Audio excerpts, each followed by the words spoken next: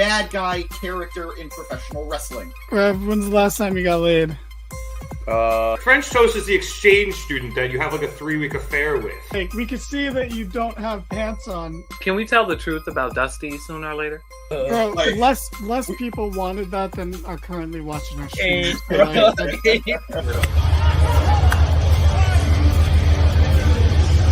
And you know Vince, and you still think, are these true? It's like... Welcome to the Mark It Down podcast.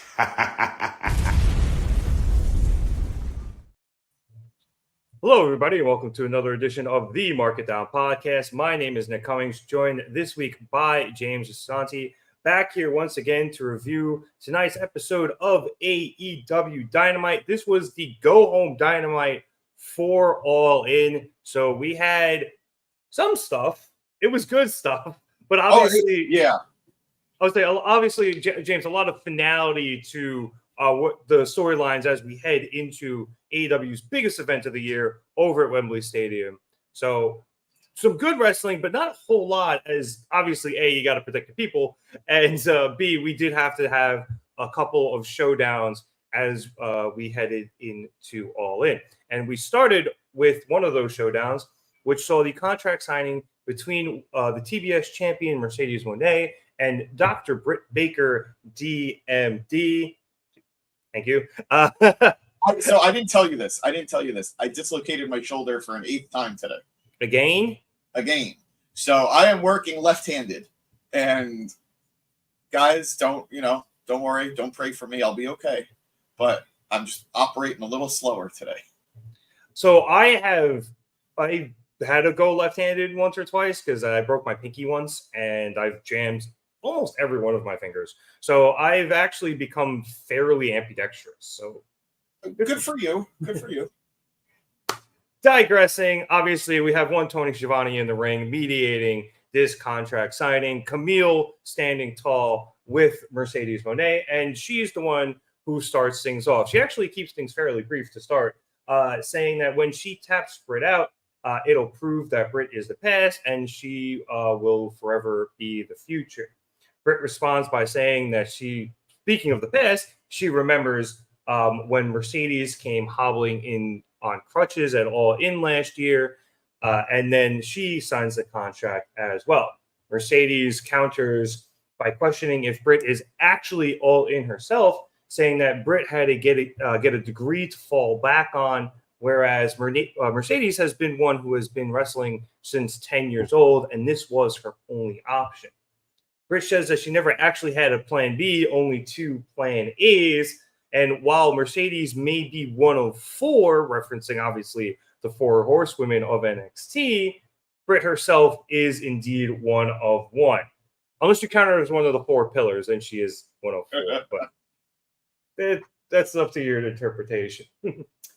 Britt does actually give Mercedes her props, saying she has inspired plenty of young women and young girls to get into wrestling, but that women has come and gone. And while Mercedes walked so women like Britt herself could run, Britt is the one who was able to lay the foundation of the company that Mercedes is now in. However, Mercedes cares more about being the highest paid woman in wrestling instead of inspiring other women the way she used to. And Britt hopes that Mercedes finds the woman that she used to be and finds the inspiring woman that she used to be very quickly, because that is the woman she wants to be at All In.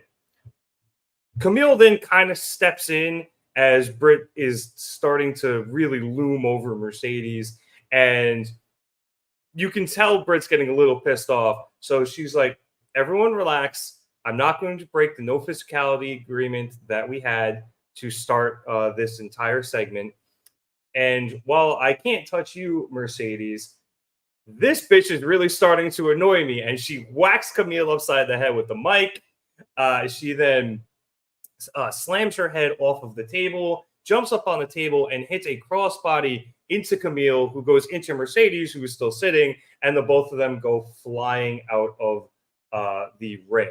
Mercedes and Camille retreat, and Britt stands tall in the ring. So, James, finally, we got, I think, a pretty good Yes. war of words between these two women, because we have obviously had some extracurricular activities that have interrupted this this feud, and finally the two were in a ring speaking to each other, where I think, well, Britt is at her best. Mercedes, you can argue whether or not argue how good she is on the microphone, but she is pretty good at playing off of people, I think, or better at playing off of people than she is just giving a solo promo. I think both women brought it pretty well here tonight, and I am a little more excited for this match now than I was last week. No, I am right there with you. I think this promo battle, this exchange, was not a highlight of what tonight was, but it was an indicator of what tonight was. We saw lots of stamps being put on feuds before everybody goes head-to-head at All In this Sunday.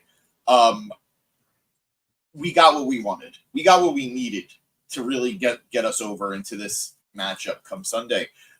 Britt, she is number one for the women. She was the first signed woman for AEW, and she has been I don't want to say carrying the division all this time, but she has been a foundational member of that division. Absolutely. And she helped get them more time in the beginning, in a time where we weren't getting a lot of time for women. Right. So it was just Sheeta and whoever Sheeta was feuding with, and that was it. Exactly. Exactly. So Sheeta and whoever Sheeta was feuding with. Don't forget Riho. Riho was things. In the beginning, honestly, I feel like in the beginning the women did get a little bit more time, but I think the pandemic really changed that. And granted, obviously, a lot of people couldn't be there. Yeah. But it's weird though, because I do feel like sometimes some of the bigger women's moments in early AEW did happen during the pandemic. But at the same time, especially, I think actually more after, it became really more just Britt, who was champion, having just beat Cheetah, and whoever Britt was feuding with. And then we had to have the women claw back and get the time back. I don't think there was ever a time that what the women were doing was subpar. It's just we weren't ever getting enough time. We weren't getting enough development. But all that, tangent or not, Britt has been there working her ass off since day one. And whether or not people give her that credit, that's a discussion for another day. But she is hugely important to AEW, and especially the early days of AEW and the women's division. So I'm glad that that is so clearly being presented here. And to give Mercedes her due, whether or not, again, you like how Mercedes has been presented in her time in AEW, it's undeniable that since she's arrived, the women have gotten so much more time. We're getting multiple feuds. We're getting long segments on TV. We're getting multiple segments on TV. It's been a truly transformative period of time for AEW's women's division. So she is a huge factor in that. And she is, without a doubt, one of their biggest stars. She is all over the promotional material. She's the one that, she said it in a promo a month or so back. She's the one that AEW sends to the Lakers games. She's the one that AEW sends for media appearances. She is the one that is there for all of it. So let's see. We have NPL Murphy saying, first time, long time. Do you think the MJF drama has clouded Britt's popularity? I've seen more people mocking her than I've ever seen. They're talking about her like she's natty. Great question, Murphy. Great observation. I think the reality is Britt has always been a very divisive character and always been a very divisive figure. Going back to day one, she was Adam Cole's girlfriend. That's usually what we heard about her. Like, oh, Toni only has her on the roster so he could lure over Adam Cole. Britt's... Well, it was that, or it was Toni only had her on the roster because other things that people were insinuating, that which I will not truly give the time of day. But at the same time, she was the first woman signed to AEW. She was. Well, if you don't count Brandy. If you don't count Brandy. Sure. But that does give her a level of prestige. Absolutely. And We'll call it full-time wrestler, first women's full-time wrestler to be signed to the and AEW. no matter what feud she was doing, people were always probably more interested in the person she was feuding with, whether that was Thunder Rosa or Shida, or when she got involved with Saraya, or when she got involved with Jamie Hayter. The popularity of Jamie Hayter skyrocketed. So I don't think there was ever going to be a time that Britt was universally loved. It's very unfortunate that the stuff with MJF happened the way it happened, or when it happened, I should say, because it derailed what was a pretty welcomed comeback for her, especially given the medical circumstances that we know surrounded it. So I don't know how much MJF had to do with it, because there's been plenty of other drama that's been spoken about since then. But what's up? You know it coming in hot. That's a Brit too much coming from a woman hater. I don't appreciate you right now, you know it, but what's up, buddy? I gotta love, you know, it has officially been here long enough where he gets the show. Oh yeah, no, he knows the bits. He knows our recurring gags, because that's all they are. They're gags. Yeah. I love women. Also, how you know? I do. But yeah, to answer your question, I think people who talk about her the way they're talking about her are haters. I think there are legitimate criticisms to make about Britt. Name one. Margaret Thatcher. He just goes producer boy in the comments going full Billy Eichner on James. Name a woman. But yeah, I think there are legitimate criticisms when it comes to Britt Baker, but I also think that there are a lot of people who are looking to not like Britt Baker, and it's unfortunate, but it's also a sign. Like, we all hate it. It's so corny, but it is true, especially in wrestling. The more popular you get, the more over you get, the bigger a star you become, the more negativity you're going to attract, especially if you're a woman in wrestling. Right. And admittedly, I'm sure it doesn't really help that she's currently facing Mercedes. And while I like Mercedes as a wrestler, and it seems as a person very much, she does have a very large hive of people who are willing to attack anybody and everybody. So Mercedes is currently feuding with Britt. Those people currently hate Britt because some of them don't know what kayfabe is. So James broke on a comment. Now I gotta check. You know what? That's really funny. I'm not putting it up. I will, because it is kind of funny. I'm not reading it though. You want? I'm not reading it out loud. But for those who are watching, sorry if you guys are only listening. But for those that are watching, you know its preferences are put out there, and you know what? We support it. We support it here. We don't kink shame here at the Market Down Podcast. Margaret Thatcher naked on a cold day. I do like, though, you went with a British Prime Minister. Yeah, thank you. During Cardiff. Yeah. That's what I was trying to do. But anyway, look, I actually, like I said at the top of the segment, I do think that the fact that these women have been so far apart because of all the backstage drama that happened was a detriment to this feud. And I think I've said that the last few weeks. So I'm glad they were able to do this. I do think it helped a lot. Am I as hyped as I would have been if they had been able to interact for the last 4 weeks? No. But I'm still fairly excited. And this is the money feud at the moment, no pun intended, for these two women, because it's the biggest import that AEW has gotten on the women's side, I think. And, you know, the original homegrown AEW women's talent. And there isn't a much better feud than that. I wish they could have delved into that more, but obviously they just didn't have the time. I also think my bigger concern comes less with their interactions over the last few weeks and more with, I really hope Britt is ring ready. That's also true. That's really my lot. Fear. Yeah, I think she had one match after coming back. And it was against Shida, correct? Yeah. Yes. So that's the scary part here. And frankly, if you look a step slow with Shida, you're a step slow. So hopefully, I don't know if she's had stuff on Rampage or Collision. I'll get to Collision sickos in a bit, because there's a lot going on with that. But I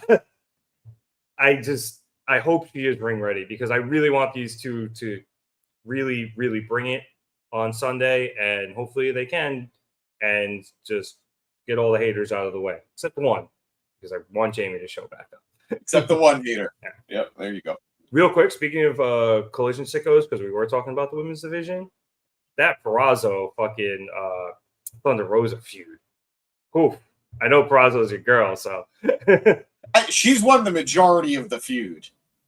I know, but it was a good feud. Oh no, it was great. It was great. Who won? Who won in the end? It was Thunder, right? Who won the last? I think she won the. It wasn't a strap match, but it was one of those type of matches. Yeah, like gimmick match. People were clamoring for another one. That's how good it was. I very much want Deonna to get pushed somewhere else. I want her on a title path soon. I really do.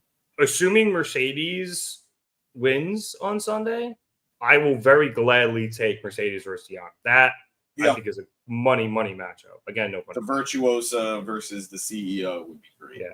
Unless you're holding out for her to win the TBS title off of Mercedes, then I think that should be the next one. It's saying give her Magic Girl for a warm-up match. Who's Magic Girl? If you're referring to Anna Jay, maybe, I don't know. She's in Japan. Killing it, by the way.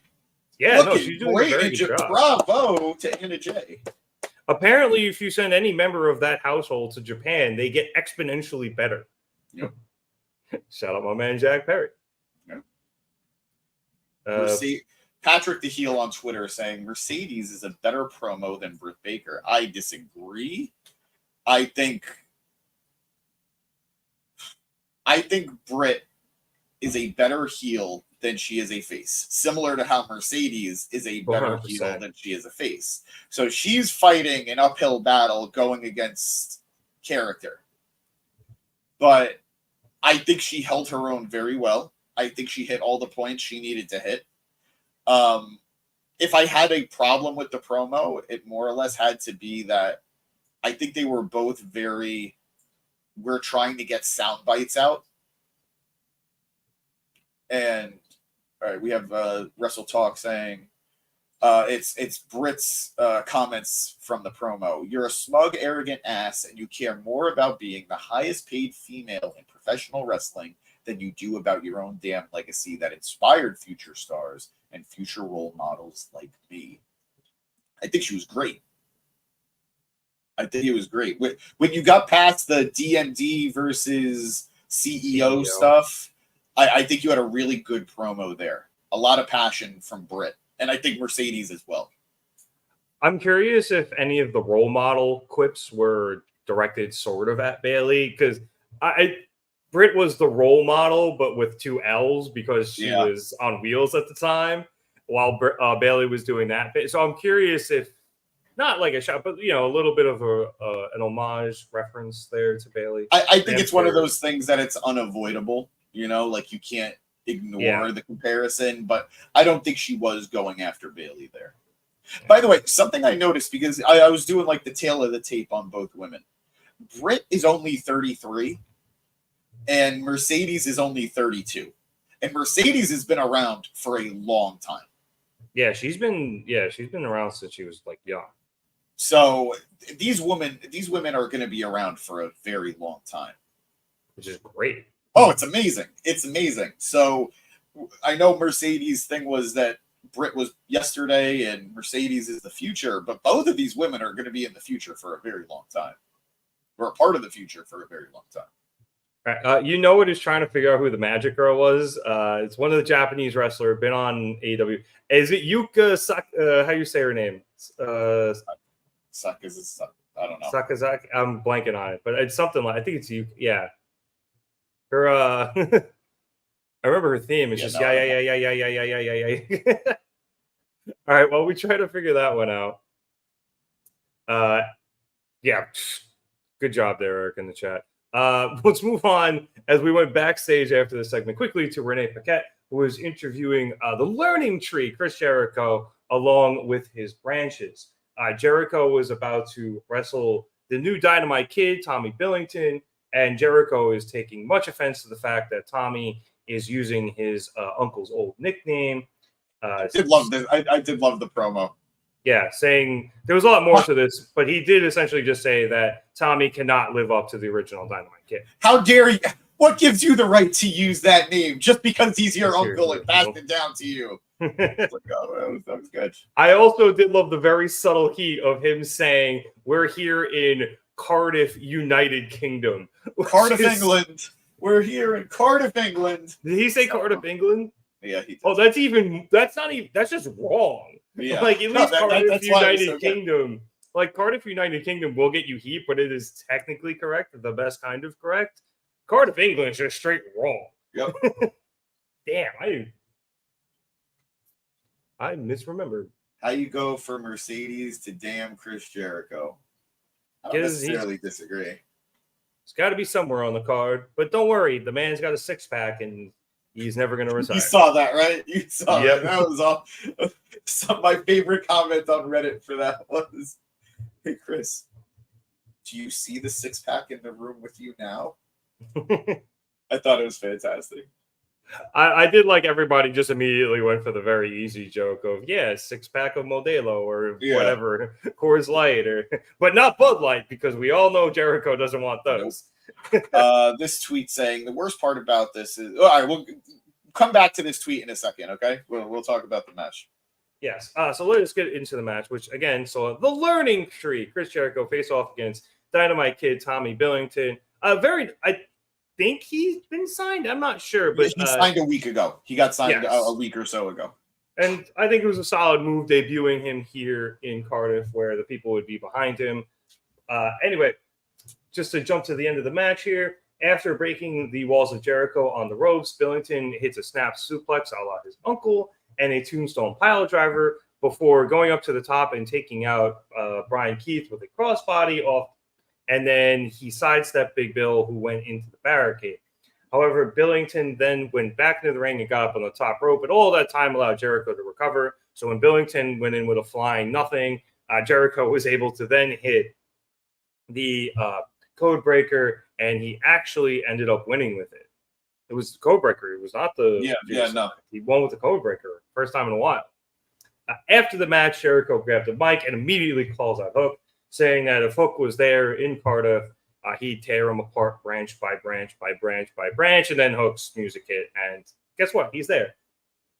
So he comes out, he runs quickly into the ring, goes nose to nose with Jericho, but Big Bill was able to recover from his interaction with the barricade, and he came in and just nailed Hook from behind before hitting him with a massive chokeslam and keeping him down, allowing Jericho and the other two men to stand over him before they left. So, James, the match itself was fine. I'm glad they gave, Dynamite Kid a bit of a run here instead of just having him get squashed immediately. But I think my number one takeaway from this is Hook didn't fucking learn anything from Samoa Joe. He did not learn to fight smarter, and it's kind of a bummer. And you could explain it away with how pissed he is right now. But boy. I agree. I will say I do kind of want to get into the match a little bit. Go ahead, please. I wasn't crazy about it, and I don't think it was Jericho's fault. Like the expression in wrestling, slow it down, kid. Billington was moving really fast, and I can't really blame him, though. I mean, I get the energy, I get the hype, I get it. It's exciting. You're making a huge appearance on TV right now in Wales. Your TV debut on the second biggest American company. I think he was on Collision a week or so ago. But Dynamite, yeah. In front of your home, your home country fans, it's a lot. So it's just like there were moments that he did not sell the walls of Jericho at all. He got as soon as he got to the ropes from the walls, he immediately got up and hit that snap suplex. Yeah, and I'm not criticizing the kid because he looks good. I'm rooting for him, but I think the pacing of the match just didn't really work, and some of that has to go on Jericho too because it's his job to guide the kid throughout the match. Yeah. Slow it down, kid. Come on. We got a lot of time. Yeah, exactly. So that's all I wanted to say about the match. I think the pacing was a little off, but cool to see Jericho win with a code breaker. You don't really get that anymore. I don't. It's not necessarily or technically an Avalanche code breaker, but I think it's the closest you can really come without Jericho snapping his spine in half. So it's a little more. It's a little more powered, I guess, than a regular code breaker. I feel like you could do it. I feel like if Jericho was on the second rope and the guy was on the top rope, and then they both, like, Jericho dives back and brings the guy with him for the code breaker, it's not that bad a bump. I think it'd probably be worse for the guy taking it because there's not enough room for his legs to come down with him, probably. Because Jericho's more or less just falling straight back unless you really... Well, like a frog, like, you know, he'd have to really go off the ledge there. So but I thought afterwards with Hook and Jericho and everything, I agree. It's kind of a bummer. It's kind of a bummer that, like, Hook's not taking the lessons of Joe better. You're more to heart. Yeah. But I'm ready for this to be over. And it's really weird how they've booked this now that, in a way, we have to want Hook to lose. Because if Hook loses... All right, so we're going to go with this tweet here. The worst part about this is it's bad for Hook no matter what happens. If he loses, then he just lost a feud in 2024 to Chris Jericho. If he wins, he's right back where he was for the last 3 years. There's no good ending for him. And I really agree with this tweet. If Jericho loses, if Hook wins and Jericho loses, Hook wins back the title. That doesn't really mean anything. And by stipulation, he's not out of the Jericho vortex. But if Hook loses, he doesn't get the title back and he loses this major feud that he won in the beginning. And the good part is he is away from Jericho, even if it means he never gets his revenge. And it also means he doesn't have to be saddled with the FTW title anymore. It's a really weird thing here that they've built to. I think they just want us to want him to be FTW champion again, but I want more for him at this point. I want him to go for the TNT title or whatever title, the American title or the Continental crown, whatever. I want him to go for these things because I think he's there at this point.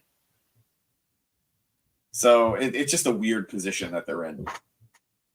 They backed themselves into a corner last week, and we talked about that, where if he loses, he can't not only challenge for the FTW title anywhere, but he can't be in the Jericho vortex anymore. And that's the bigger problem. If you told me, oh, he can't challenge for the FTW championship while Jericho still holds it anymore, and that was a stip, I would be okay with that because then we can have Samoa Joe come back and win it, and we'd be fine. But if Hook loses on Sunday, then he can't get involved with Jericho at all, which not only ends the feud for him, it ends it for Shibata and Joe, more or less. It's a weird place to be. Right, because are they just going to leave their guy and be like, look, you can't deal with this anymore, so we're just going to hop in and keep doing it while you stand on the sideline? That's really fucking stupid. And I know some of this had to get booked around Joe having to go and film Twisted Metal, but unless that was a very last minute thing, y'all should have known that. Y'all should have booked around that better, and y'all should not have made this match, or at least the stipulation the way it is, because there are no good outcomes here. Like, your best outcome is Hook winning this title back, but that A, completely deflates this feud, and B, probably leaves Hook still in the Jericho vortex until Samoa Joe gets back, which is God knows when. So just fun times. Bad booking decisions all around here. I don't know if this is Jericho. I don't know if this is Tony Khan. Whoever it is, guys, y'all could do better. Going to what's comment. That's been a problem with young wrestlers and young high flyers. They need to let the move breathe for a minute. I think that's going back to Dynamite Kid and my criticism.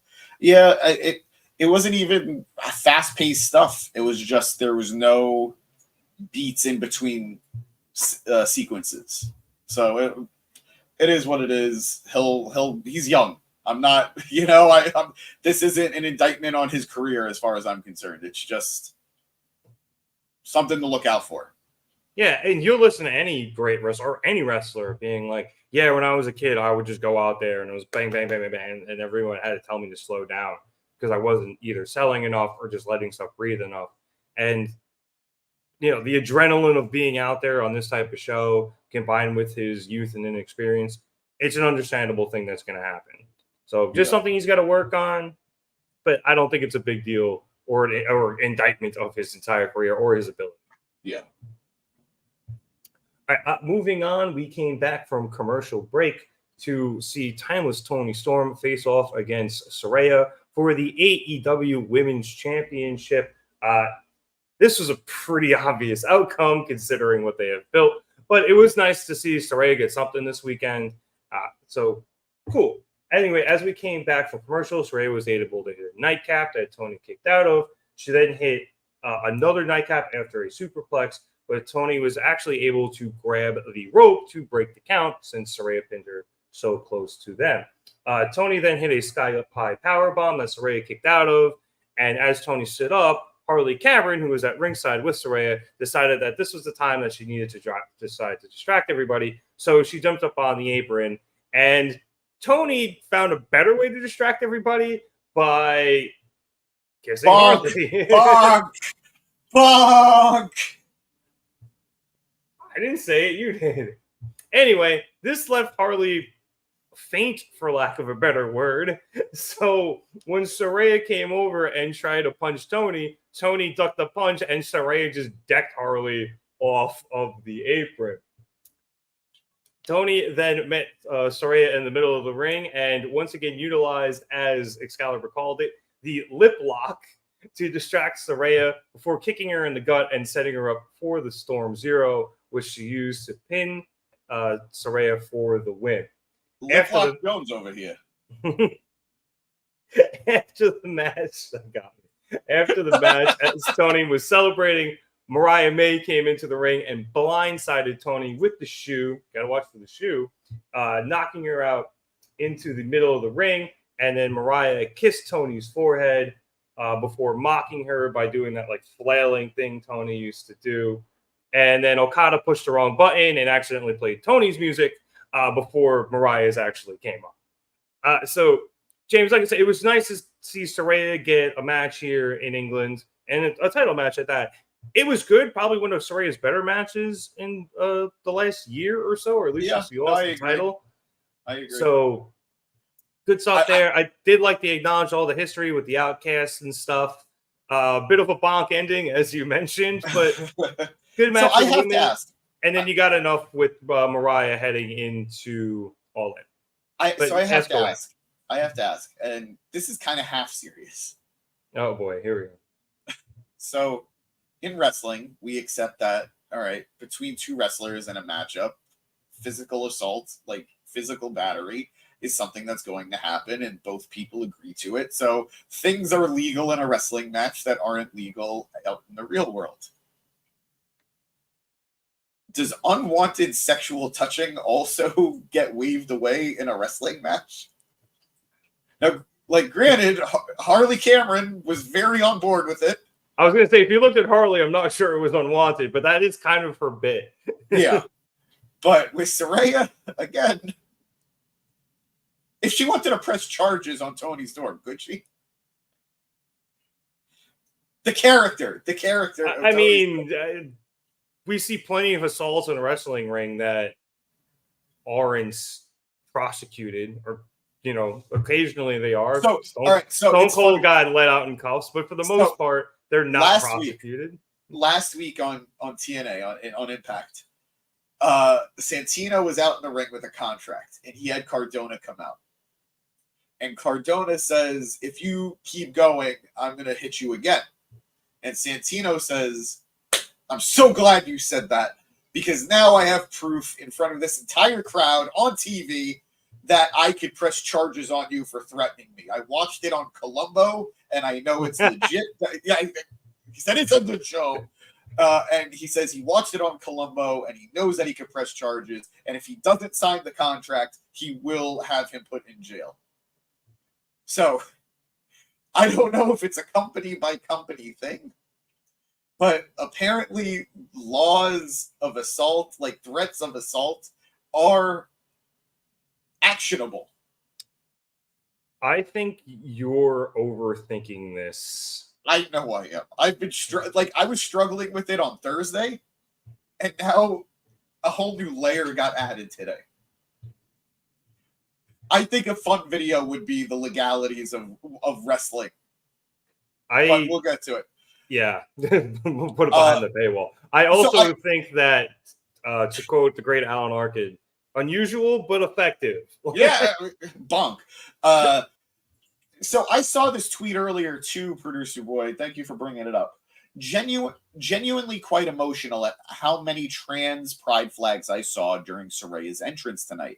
Trans rights will always be human rights. Thank you to every lovely person who took a flag and shares that sentiment. Did Saraya recently say something that was anti-trans? If she did, I haven't seen it. But what was it if she did? I don't know. I haven't seen anything. Perhaps this has to do with her boyfriend, who I know Danny doesn't like. I hate him too. But Eric said that apparently her boyfriend had a meltdown on Twitter. So, look, I don't deal with their bullshit. Yeah, no, seriously. Saraya and dating pieces of shit. Name a better duo. The Iconics. That is a better duo. Oh, it's the easy go-to answer. It's always the Iconics. That was good. I want to go back. Yeah, go ahead. Okay. I was going to say, I was trying to get us back on track here, but if you want to head back into the comments. I thought I was asking important questions here, but I guess not.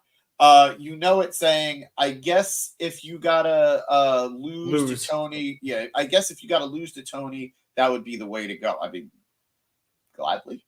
Bonk. Gladly. Asking whatever happened to Smart Mark Sterling. I'm assuming he said that lawyer, right? So I was assuming it was Smart Mark. He's mostly in Ring of Honor. Like, he's with the varsity athletes. They're his guys. So he's with Tony Nese and who was it? Davari? I think Davari. There's one more guy who I don't remember the name of, but they pop on Dynamite very occasionally. They're mostly, if they're in AEW, they're Collision or Rampage, and then, like you said, they're a bit higher in Ring of Honor on the card. Yeah. But he's still there. As for the match itself, I enjoyed it. Like you said, very well. I think this was one of Saraya's better matches in quite some time. I think that goes to how well those two women know each other and their history. That's Toni and her are able to put something really together that suits Saraya's limitations at this point. And just in general, it is hard to have a bad match with Toni Storm. Toni Storm is brilliant, and she could have a fun match or a technical classic or whatever, and she knows how to go. So good match between these two. I hope they give Saraya something at Allin, But pre-show match, apparently it's 2 hours, so I'm sure we could squeeze one in. So wait a minute. I'm waiting a minute. Wait a minute.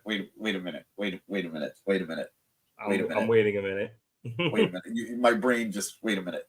So the show starts at 1, and they're going to have a pre-show at 11. So RJ City tweeted out the pre-show is 2 hours. No, we're not explaining it. Now, I do believe that a lot of the pre-shows of late have actually been 2 hours, but most of the matches don't start until the second hour before. Yeah. So I'm imagining it's going to be RJ and Renee either up near the ramp or backstage, probably introducing some clips and shooting the shit between them before we start getting to matches. So worst case scenario, those matches start, an hour 45 or an hour and a half, hour 15 before the actual main card. But, God forbid we miss one or two as people are filing in. Jesus. We'll see what happens. But I'm sure they could squeeze Saraya in there somewhere. We'll see. Yeah, we'll see. All right, moving on. We then went backstage for a backstage interview with the Conglomerate and Willow Nightingale. TBS cut out on me for this, so I didn't really see it. I pretty much just caught Mark Briscoe at the end of one of his impassioned speeches, and Willow and Kyle seemed pretty hyped up, and even Ishii seemed pretty excited.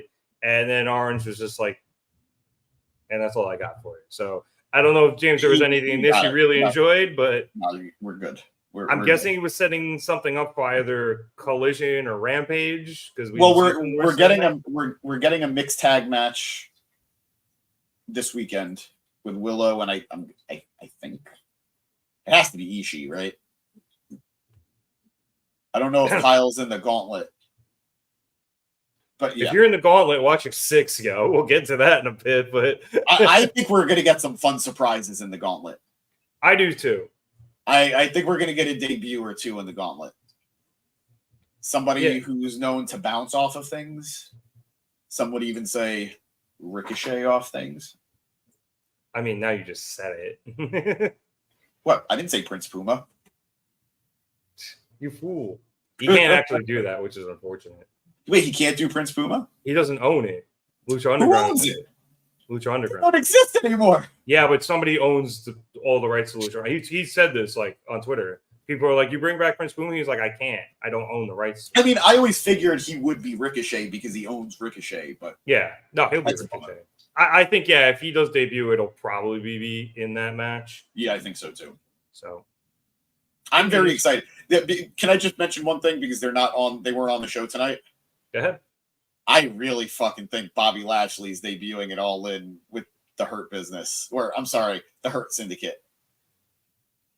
A, phenomenal name. Still just as good as Hurt Business. B, is Cedric a free agent? No, but Shelton is and MVP is. And MVP can still wrestle. He's not who I want to see wrestling on that team, but he can wrestle. So he's got to get in there.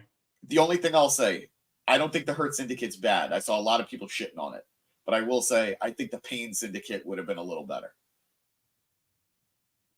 It's better than whatever they gave to Sonya and Shayna. Something Fusion Collective. I don't even know. Also, it's mad at you. They didn't give you a spoiler alert for. All right, it's not a spoiler. I promise. It's pure conjecture. It is me just throwing shit on the wall and hoping I'm right. It's not a spoiler. It's a prediction. Wait, Vince.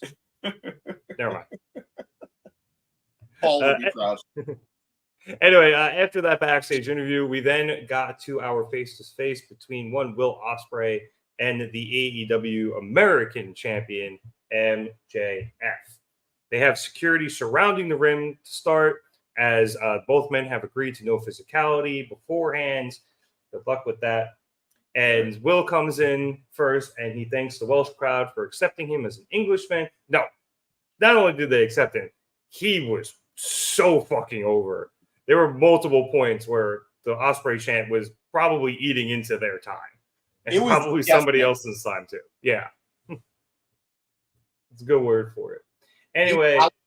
They powered through their promos, but it was almost hard to hear what they were saying because of how the crowd was just so into Ospreay. When Ospreay got towards the end, he kept going, but the crowd kept getting louder with him. Yeah, and it was I'm guessing because this wasn't live, they must have fixed the levels in post because that was the only way we would have been able to hear it. Anyway, Will runs down some of the places he's wrestled in Wales, including a place that he says was, quote, dirtier than the wife, which is a great line. He finishes his opening salvo by saying that he's going to finish cleaning up MJF's mess, and then he makes a reference to a BBC show that clearly was not for us here in America.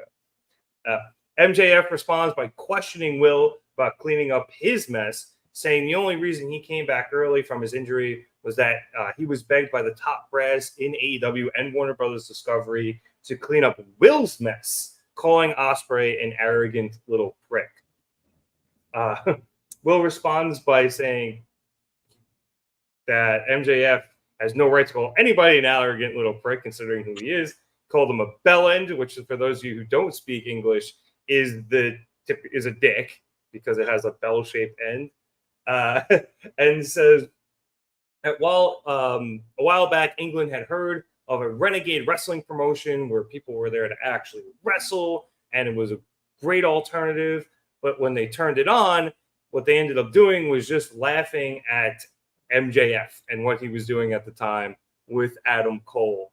And while the double clothesline was hilarious, the joke went on for way too long. So by the time AEW got real with this, he got real with that. Yeah.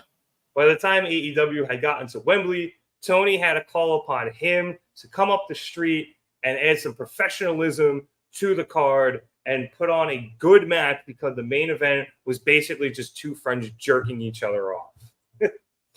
Will continues saying that AEW was meant to be the alternative, and it's meant to bring back the true feeling of professional wrestling, and he is that feeling. Ospreay.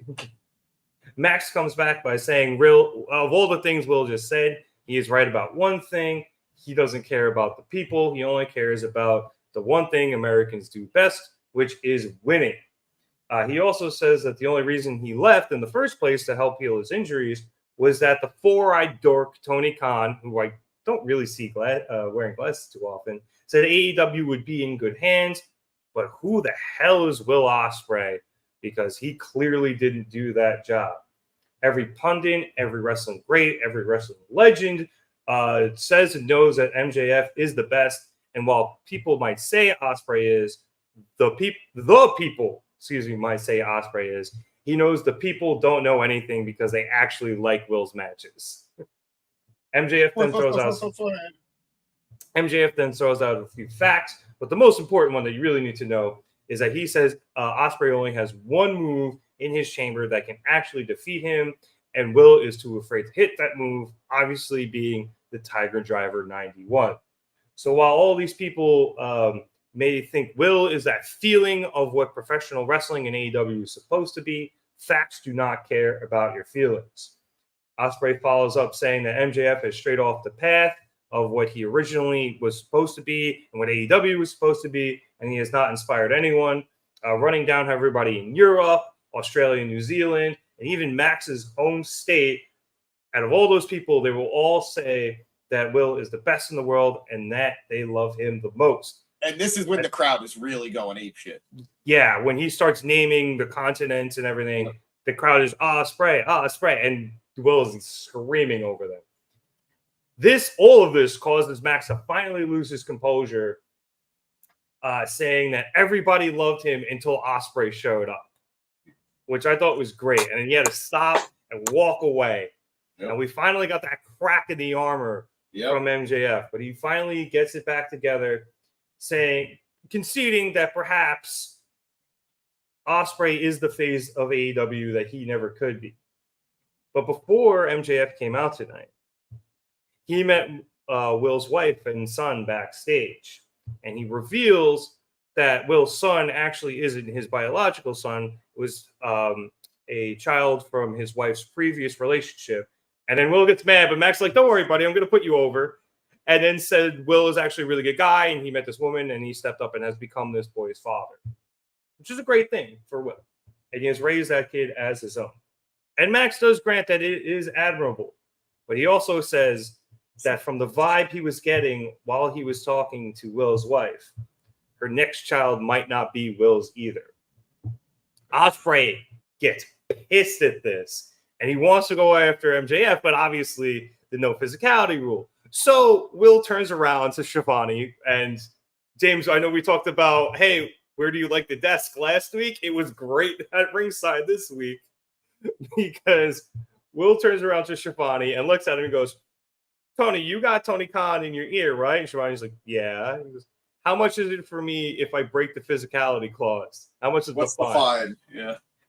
And Shivani says it's 100 pounds sterling silver, which is about 100,000 pounds sterling silver, which is about 127,000 American. And after thinking it over for a minute, Will goes, "Yeah, that's worth it." And he just immediately clocks MJF. Ospreay gets MJF to the corner, raining in punches, stomping him out, but the security quickly converges on him and pulls Ospreay off of MJF. Ospreay punches some of them down, gets back to MJF, lays in a few more stomps, a few more punches.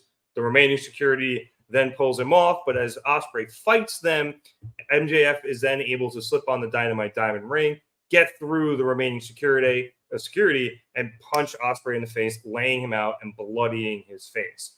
MJF then uses the Dynamite Diamond ring to clear the rest of the security before going after Ospreay and just laying in more punches with the Dynamite Diamond ring. Busted open, bleeding bad. Yep. MJF then gets Ospreay up for the Brain Buster before teasing the Tiger Driver 91, but Christopher Daniels comes rushing into the ring with more security, causing MJF to bail out and retreat, and obviously leaving Ospreay in a pool of his own blood. This, Great. James, probably segment of the night. I'd agree. This was unbelievable. It was, sorry to cut you off, unbelievable. Honestly, maybe Ospreay's best promo since he's been in the company. Arguably, it's up there. It's MJF like was MJF again. I feel like he wasn't just going for the low hanging fruit, and I do think it did help a little bit, as I was saying last week, that this America gimmick was really for when they went overseas, so that did help. But he didn't play into it that much. There was a line of doing what America does best, which is winning. Other than that, this was personal for both men, and Ospreay did a great job playing to the British crowd. I know they're the Welsh crowd, but they all watch the BBC and Sky. And MJF did a great job of going after Will where he knew it was going to hurt. This was just primo from both men, is exactly what I want for them. And I'm even more excited for this match than I was after their first one, which I think is saying something. As we hop in the chat really quick from Logan James here saying Will Ospreay is the best wrestler of all time ever. Welcome to the chat, Logan. They got a point. I mean, they got an argument. They got an argument there. You go, Logan. I agree. I thought this was segment of the night. I thought both men shined so brightly. We've been saying this at this point now for a couple of years. MJF is one of the most fleshed out, dimensional onions of a wrestler. There's just so many layers to this guy. So many layers to this character. He's not a parfait. Not a cake. No layers. Only an onion. Onions have layers. Cakes have layers. In our relationship, am I the Shrek to your donkey? I don't know how that goes. I talk a lot more, and I'm probably a little more annoying, so probably. No, never annoying. You know what's saying? Next No Sky Sports cheese downhill rolling. Hey, an American has won that for the women's side 2 years in a row. I don't remember her name, but she goes to NC State, so shout out to her. James' shoulder hurts just thinking about that. Have you ever watched that? No. We're going on the tangent. Okay, where's the thing? We're going on the tangent really fast. So there is, I forget where it is in England, but they do this thing where they roll a wheel of cheese down a hill that's got to be at least a 45-degree angle. And you're supposed to chase it down, but you can't really. Producer boy, you could probably find it if you look it up really quick. At a certain point, you can't run down the hill. You just have to eat it and roll your way down. Jesus. And if whoever gets down to the cheese first wins, and if you beat it, you then obviously automatically win. It's just funny. You just watch people fall down a hill for like an hour, and it's hilarious. People always go to the hospital. They like break bones. They all eat it, and they're all getting hurt. And they've done this for like 100 years because the British have nothing better to do. And it is so much fun to watch. I highly recommend looking it up. There you go. Watch it. Oh boy. Oh my God. And you have to chase the wheel of cheese down. So you're supposed, do you want to be the one to catch the cheese? Yes, you want to be want to be the first person down the hill. My God. You know what I'm saying? It's freaking awesome. It's the best. To get back on track here with Logan saying yes, they're disappointed with WWE for not getting Will Ospreay last year. Look, I get that. I get that. If you're a WWE fan, you want talent like okay. if you're a WWE fan, you want talent like Will Ospreay in your company. You want to be able to watch them on the show you're watching. I totally get that. I think Will made a very good decision being in AEW. I think he's been presented like an absolute star since they've gotten to AEW, since he's gotten to AEW. And I think we haven't even really scratched the surface of what we're going to get out of him. We've gotten a great mid-card title run. We've gotten some great classic matches. Him versus Bryan, him versus Kenny, him versus MJF. I stand by. I thought that hour-long match was incredible. Him versus Swerve.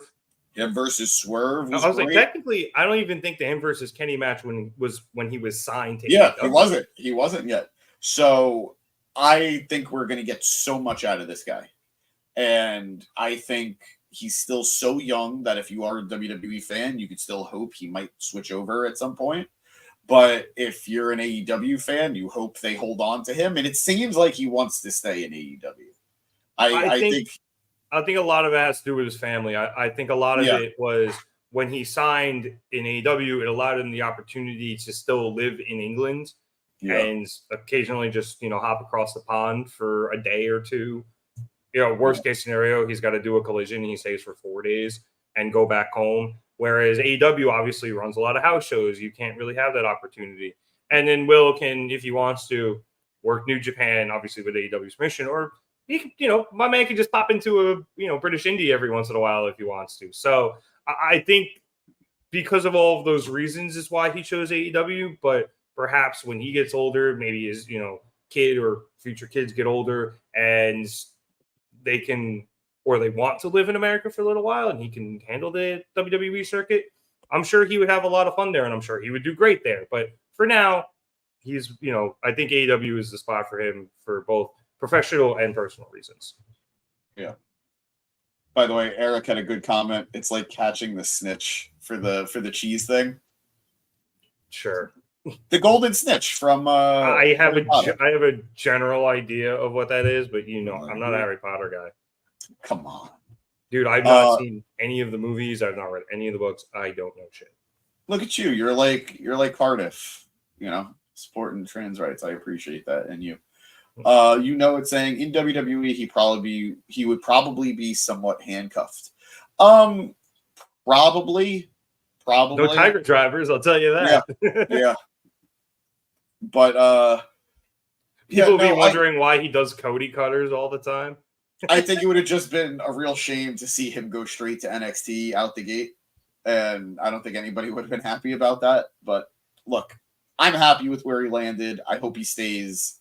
He feels very integrated into what AEW is. Like if we're in like phase 2 of AEW, or even I guess maybe phase 3, he feels like the face of this phase. Face of this phase. Face of this phase. Yes, I said it right. The face of this phase. So yeah. But back to the segment itself. MJF cracking and saying they loved me until you. Incredible. We've seen since his feud with Punk how insecure this guy is.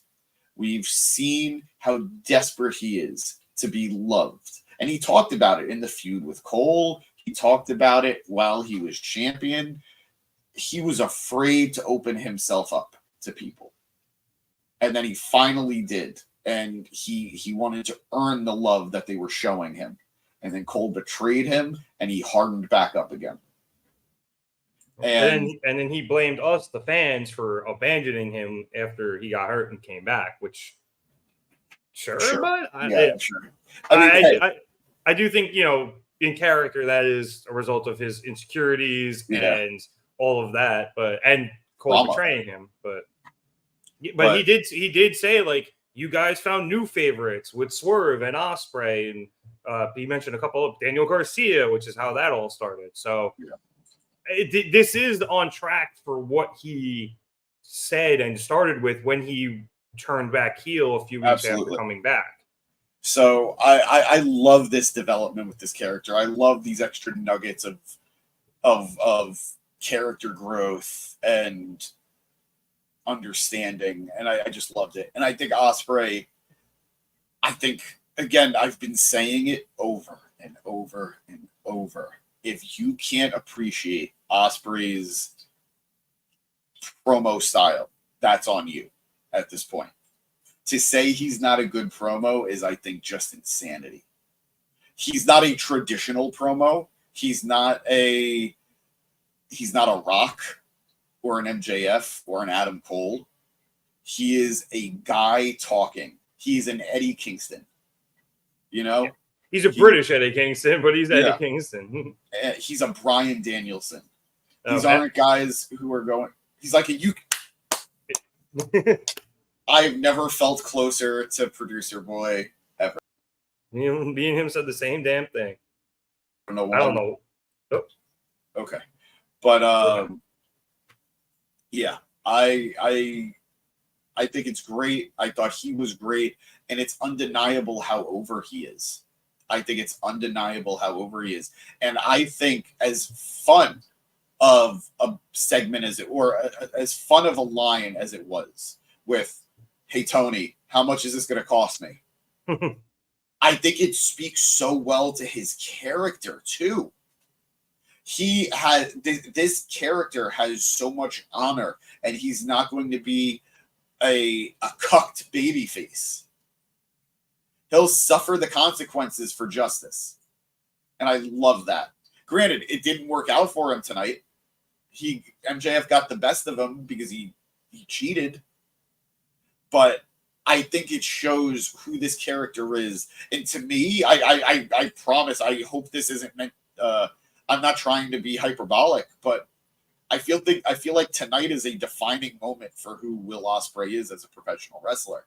And I love that. I love that. It felt so important ahead of this I think it's probably my number 3 match of the night. So, Bryan Swerve. Oh, no, sorry. Yeah, I thought you meant tonight. I was like, it wasn't a match. And I was like, oh, wait. Yeah, all in. Yeah, it's all in. But yeah, I loved it. No notes. Absolutely no notes. Both men over-delivered. I was surprised that we didn't see Fletcher. A wee bit. We got somebody better, I think, at the end, but... Oh, all right. That I cannot wait to talk about. But in the ring, I was surprised Fletcher didn't come to make the save. Or not even the save, at least maybe come out with Daniel CD and the security. Yeah, exactly. Being who finally gets MJF to go. But just great stuff, and I am very nervous for the outcome of this match. I truly could not. I don't have a prediction. I think this guy's going to win. It could go either way.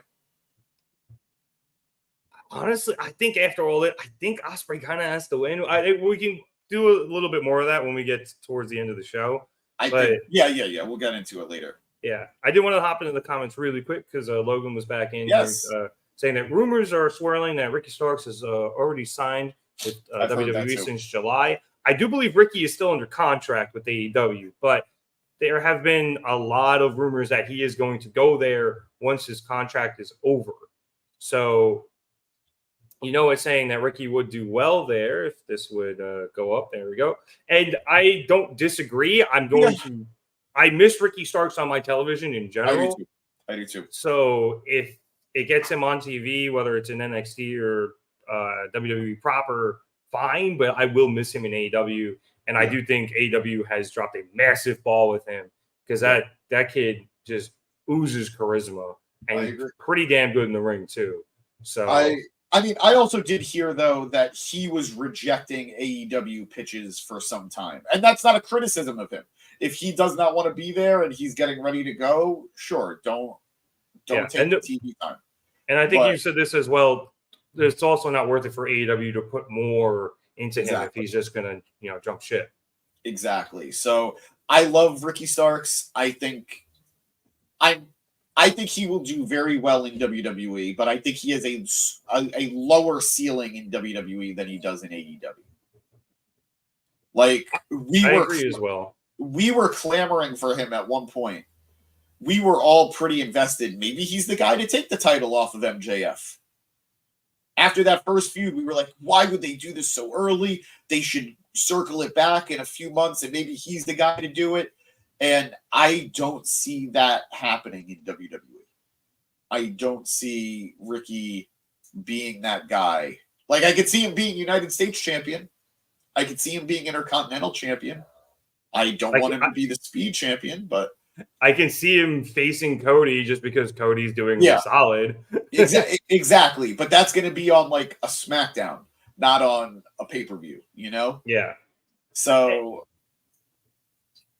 I also low-key kind of trust Triple H a little bit more than I did Vince with a guy like that. So maybe he like ceilings out at World Heavyweight Champion, but I don't think he gets the main title. I mean, realistically, and again, this isn't a criticism of Starks. He's going to go to NXT first, just like everyone else except for Jade did, and obviously Cody. But if there's anyone to feel really bad for here, it's Ethan Page. It is Ethan Page. But I will say, and this is the TNA fan in me, it's going to be fucking awesome seeing Joe Hendry and Ricky Starks in a promo battle. You could have that. The North, a lot of people are expecting them to reunite. There's a lot of good stuff happening between TNA and NXT. So, but if you want that, you can catch your Gym Pack Zone tomorrow. So, we'll talk about that there. We'll finish this up. We'll finish the comments real quick. Eric saying he hopes that there aren't like 400 run-ins for this matchup, and I think you're going to get one or two. Wardlow helping MJF would be bonkers. It would be bonkers. Now, let me ask you, though, just because I don't agree with this. Would you take Wardlow helping MJF if it meant him staying in AEW and not going to WWE? Another guy where I'm like, I like Wardlow, but they've dropped the ball on him so many times. I think he's better off in WWE. I think Triple H and Shawn can probably do a little bit better with him than I think so too. Tony has. So I think so too. I want to jump down further in the comments. Hold on, let's just finish this. You want to do all of them? All right, let's do all of them. Eric saying Cole helping. Cole is still like he's about to start working out again from what we're the man can barely walk. I mean, granted, that's fucking insane. It is insane to me that it's been almost a year since that dude jumped off, the ramp onto the ground. Something I do like drunk as a gag all of the time, and he snapped his ankle to the point where he still has barely been able to walk. I'll say it again. Darby Allin broke his foot in a match and then got hit by a bus, and he came back like a month and a half later. He's also a skateboarder. They don't feel pain. But it's insane, man. It's insane. Cole, that just shows you how bad that break was. I love Cole, and just how much of a freak thing it was. I understand. But somebody said AEW has had 2 freak foot injuries that had happened because of totally avoidable jumps that their stars took. Punk diving into the crowd and Cole jumping off the apron. Just insanity. Cody gives Starks the win. Yeah, no shot. Nah. All right, now he gave him a good rub, but yeah, no shot though. All right, go ahead. This was the one you wanted to pick up on. Yeah, Eric saying that Starks LA Night feud going to be great for Twitter with the Rock and Austin comparisons. I agree. It's almost a little rock considering one models himself after one, and the other one sounds exactly like him. But honestly, those are some promo battles I'm going to want to hear. If you throw Joe Hendry in there, you have Kurt Angle too, and it's great stuff. Logan saying, my prediction is Mina Shirakawa is going to help Mariah May win the AEW Women's World Championship. I kind of agree. Because there was no reason to bring her back unless she's going to get involved, and I'd be shocked to see her help Toni. So we'll see. I am curious to see how it ends because I'm very excited about that match. Yes, I'm very excited. Cody giving someone a win. What? Yeah. Yeah, we're with you, dude. He's not letting Starks win. Eric saying he agrees because Wardlow wants to be great. And I feel like it's not Starks who phoned it in. No, it's not like Starks. Oh, it's not like Starks who phoned it in. Wardlow gave it his best shot in AEW.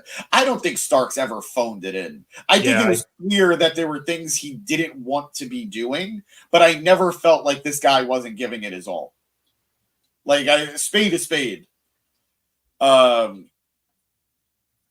Eric saying that injury was legit the downfall of the company. I'm going to imagine it's the Punk. No, I think it's the Punk one.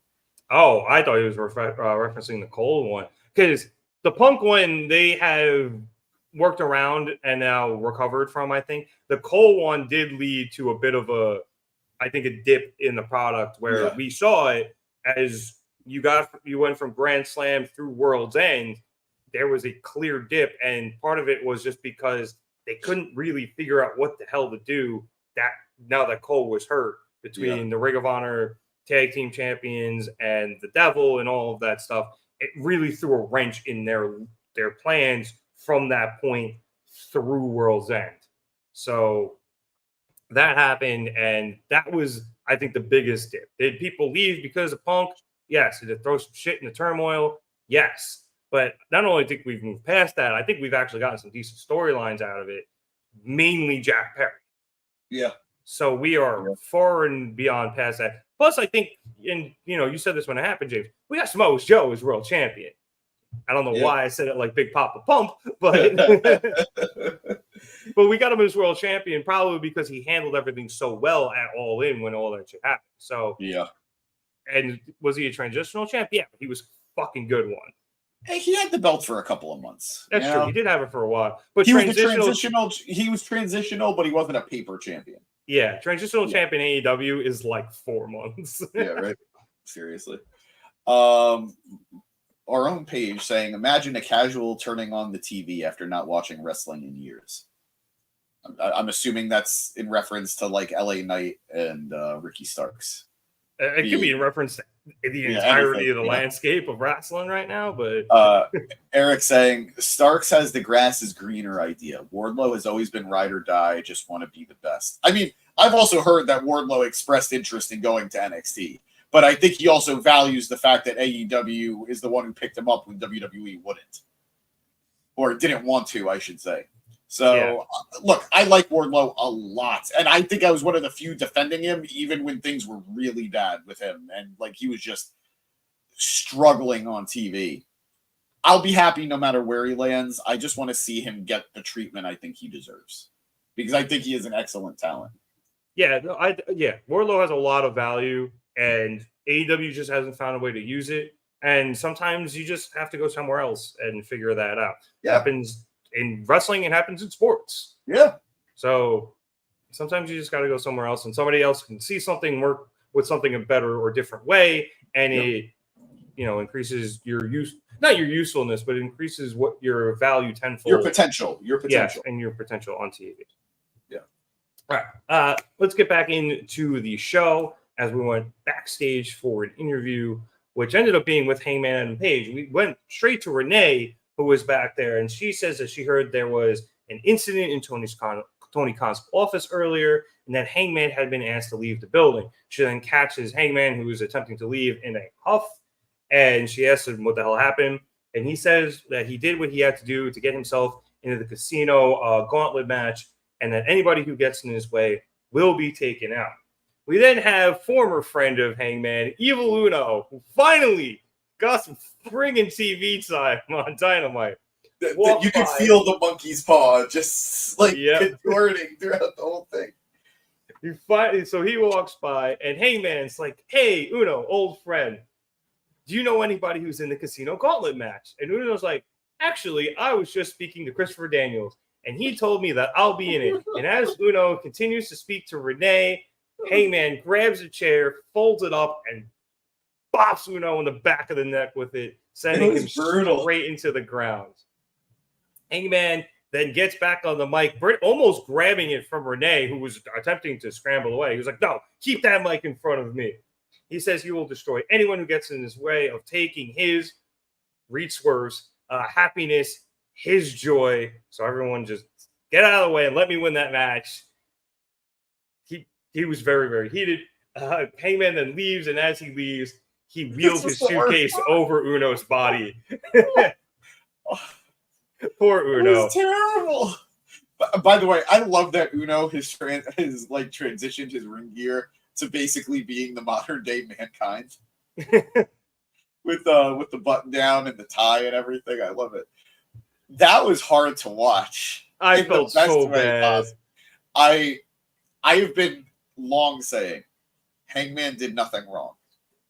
I've hashtagged it. That's how you know it's serious. He did something wrong tonight. That was fucked up.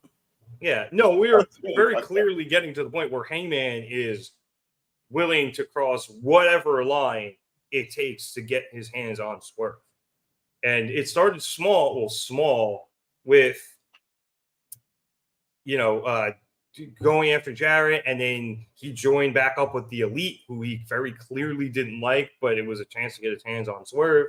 And now it has escalated to, I'm going to, bash the back of my old friend's head in with a steel chair.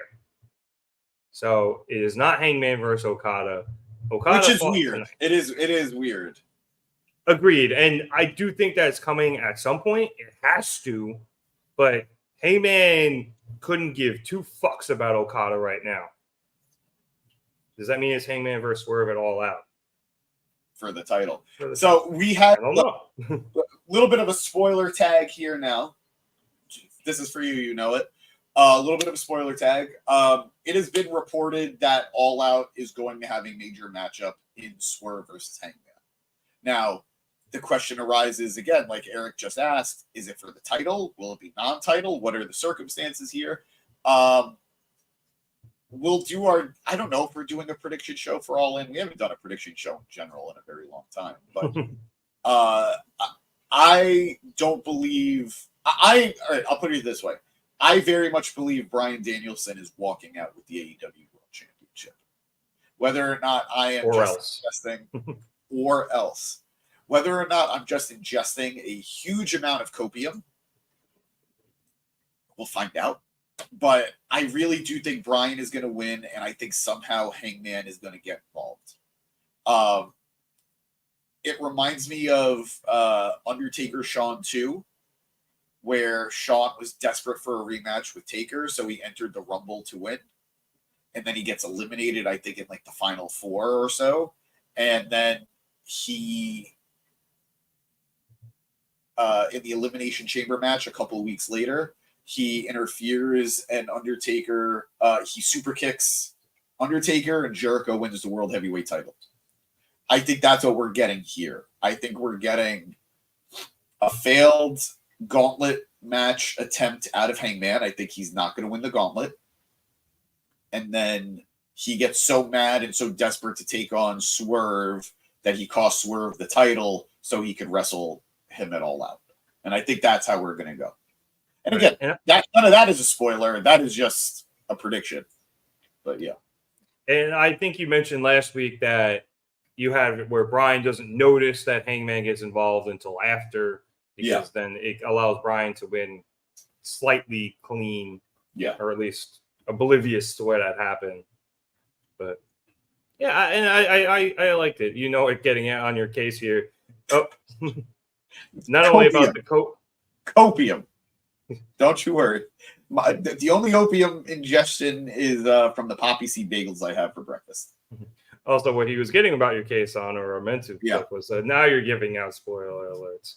But Eric seems to agree with your ideas. We're on fire tonight. We are like this tonight, Eric, and I'm here for it. And then Eric saying maybe Okada Bryan at All Out. And he wins the gauntlet match.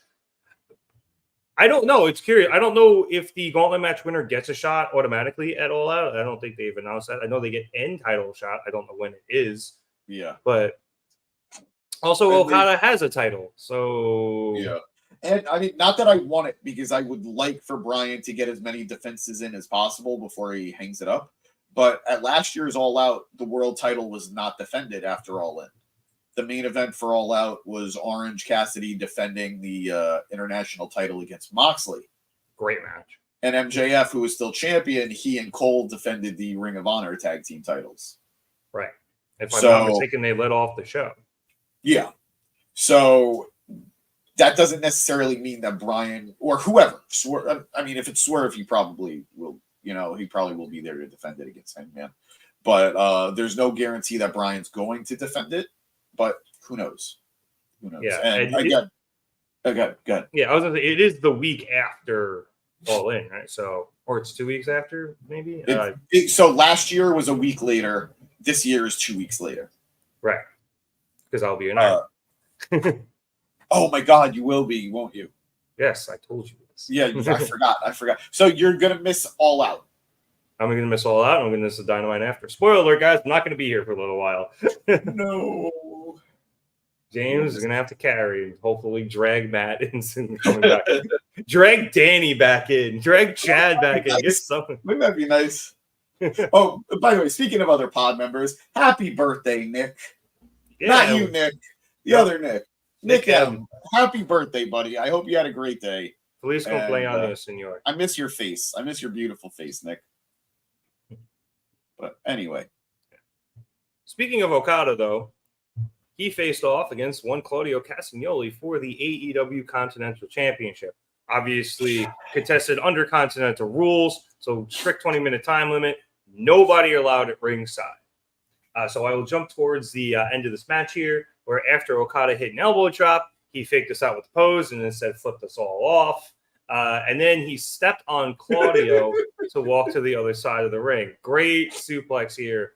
The sell is amazing. Claudio, yep. And then obviously great sell by Okada. Claudio, having been stepped on, then does a sit-up, and he is clearly very, very pissed off. I'm not tagging a producer point when I'm. No, I mean, if you're gonna be gone, I'll bring him in. All right, I'll bring him in. Oh boy! Whenever you guys need me, I'm here. Do you have a bloody nose, my guy? You might just be a booger for all we know. We don't know. It's just I got a cold on the way home. I don't really know what happened. All right, well, save your Feel voice. better. Feel better. No, I'm here. Let's keep going. Let's keep this show going. Moving on. Obviously, Claudio is then able to duck a wild errand shot from Okada, and he gets Okada into the swing for what Excalibur said was 20 revolutions. Claudio then, after that, allows Okada to stand up, and he tries to hit the running uppercut bouncing off of the ropes, but Okada is able to counter that with his picture-perfect dropkick. Oh, yeah. Still the greatest dropkick ever. Fight me. Okada then goes for the Rainmaker, but Claudio is able to duck it, and then Okada counters Claudio's counter with a neck breaker. A good one where he dropped Claudio onto his knee. We got this tweet here from Lyric. There was a point in Okada's career where it felt like he was on autopilot. It's been cool watching him challenge himself both as a character and in matches like this. I don't know that I would necessarily say he was on autopilot. It was just he was kind of a lame duck for a while. That week he knew he was leaving New Japan, so he wasn't really having banger of matches just because he was doing his farewell tour. And then there was also just a point in New Japan's booking where it was we've seen him wrestle all of these guys, and no matter how good it is, because they were good, we've seen it 4 or 5 times by now already. So I don't know about autopilot, but it's great to see him in this fresh environment. That's what the word I was going to use. It's just everything's fresh again. Yeah, absolutely. Like you said, he had wrestled everybody. So, yeah. As I was saying, after Okada hit that neck breaker, both men were down, and this led to the call that there was only 1 minute remaining. Crazy, by the way. But they only gave the 1 minute? I've never seen that before, and it almost bothered me. I like it. Usually you get the 5 minute and then the 1 minute. Yes. I would have done. Go ahead. I was like, I don't know if they gave the 5 in commercial. They did not. I mean, maybe. That's a great point. And that's something I want to complain about in a second, but keep going. Yeah, and if I'm not mistaken, this was a 2 commercial match. So yes. And so much happened. Anyway, the 2 men start getting up, and as they're doing so, they're exchanging strikes, and then those move to uppercuts. And then Okada counters one and goes for a backslide, but Claudio kicks out of it. Okada then goes for the Rainmaker, but Claudio ducks it and then hits the pop-up uppercut, sending Okada out of the ring. Claudio, realizing he doesn't have a lot of time, scrambles in an attempt to get Okada back in the ring, but Okada has to be dragged back and kicking and screaming, grabbing the ropes to the point where Claudio has to land a stomp on him. But by the time Claudio gets him into the ring, Okada is able to kick out of that. And then Claudio again goes for another maneuver, but time is up and the bell is rung, leading to a time limit draw, and Okada then retains. So, James, I'm going to stop there at the end of the match because after the match shit happened, but it leads into the next match. So let's keep it here with the match. Obviously, a bit of a disappointing ending with the time limit draw. Lyric saying, I need that Claudio Okada rematch on pay-per-view.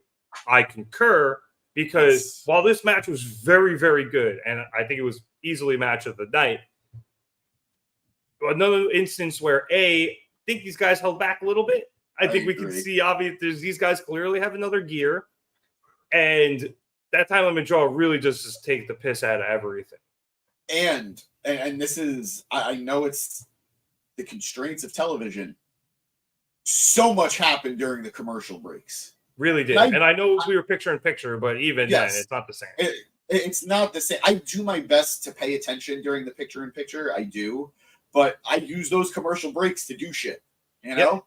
And it's hard to pay attention to. And usually they have the decency of those commercial breaks. What happens? Maybe there's one big spot so the crowd doesn't lose their attention, but it's usually a rest hold. It's usually a goddamn chin lock. It's usually like the heel working over the face for a little bit. But so much happened during these commercial breaks. Yeah, especially in this match. And I feel like AEW does a little bit better with the commercial breaks, especially because they're picture in picture where they do give you some action. But as opposed to WWE where they're pretty much just straight wrestles. But even then, this was above what AEW usually does. Which, to your point, it's really hard to pay attention during these PIPs. Especially when you got to make sure, dinner's not burning in the oven. Exactly. And just thinking about it, this was a 20-minute match. And there were 2 commercial breaks. So let's say they were a minute and a half each or even 2 minutes each. You're losing 3 to 4 minutes. So for Okada and Claudio to go on TV for maybe 16 minutes, it's just not enough. Yeah. So, yeah, the match, I have been looking forward to Okada versus Claudio for a very, very, very long time. Claudio was still Cesaro, and I was salivating over the concept of that match. So I was a little let down, not by either man, but just by the circumstances of the matchup. I hope they do run it back either at All In or at All Out or wherever. All Out, I think, would be the spot. I agree. It just feels so weird that you don't have Okada wrestling at All In. That is true. There is some shit, though, at Claudio where I think him, Wheeler, and Pac are trying to get a shot at the trios titles for some weird reason. I don't know. So I think that's happening on Collision. So they're all kind of booked up in that, which leads me to All Out. Okada could enter the Casino Gauntlet match. I don't know if he wins, but I think there's a spot for them. Personally, I think that Pac probably ends up. I don't know what's going on with those trios titles, man. Because I thought we were getting a triple threat, but I guess we're not. Well, we're not getting a triple threat. We're getting a fatal 4-way. Oh, so we're getting the Patriarchy versus Bang Bang Gang versus House of Black versus whoever wins that match. I don't know. They didn't specify that. They said just a 4th team, which is why I was saying I legitimately think Bobby Lashley and the Hurt Syndicate are going to debut and be in that match. That'd be cool. So, and I would fucking love it just because I want fresh blood in that division. Yes. But beyond all that, I don't know. It's so weird. And Pac is like screwed right now because the Lucha Bros are leaving. Yeah. Honestly, I kind of hope Pac wins the gauntlet match because he gets his Wembley because he keeps yelling about getting his Wembley moment somewhere or the other. Him winning the gauntlet match makes a lot of sense. And him versus Bryan would be amazing. Yes. Absolutely. We got that already this year, didn't we? This year? Or somewhat recently, I thought we got that. It's happened. I'm sure it's happened in both WWE and AEW, but I'm fairly certain it's happened in AEW. But even then, I'll still take it. It didn't happen in WWE. It didn't, really? It didn't. But it did happen in the Owen. Yeah. It did. So it just happened. Okay. Yeah. So maybe he does. Yeah, I don't know that. Yeah, he wins it and he just pockets it for a while. Never said when. Wait, isn't he supposed to get an international title match? He does or have an American title match? Yeah, he does. So that's probably going to be all out. Probably. So, yeah, he's probably not going to win. Damn, man. No Wembley moment for you, buddy. Sorry. My man's got to get something. Jeez. The man a break. But, this match, look, I thought there was a great sequence where Claudio goes for the neutralizer and Okada counters it into his neck breaker, like his back neck breaker into the knee. And it was so smooth. It worked so well.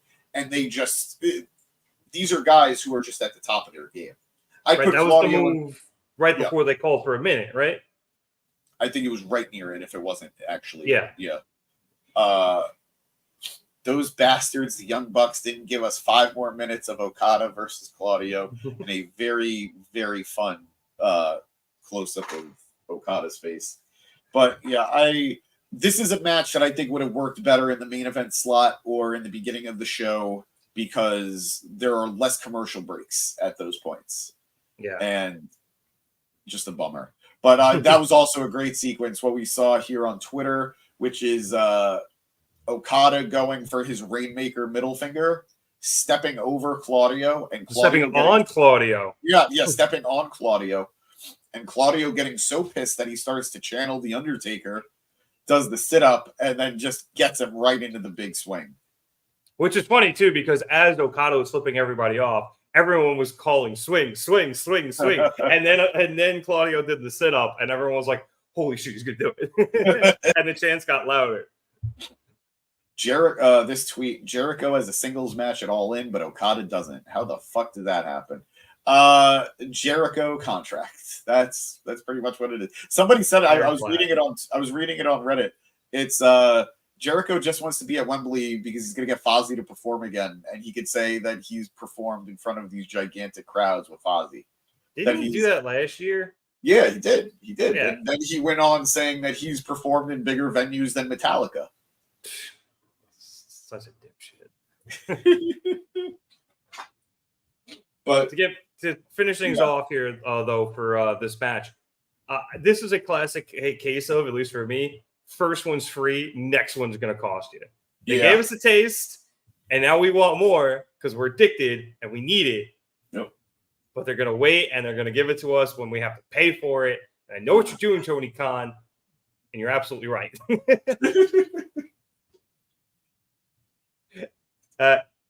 Anyway, after this match, we then have the Young Bucks and Jack Perry coming out as they have a match coming up next. But Matthew Jackson on the mic congratulates both men for having a wonderful match before asking the crowd if they would like to see 5 more minutes.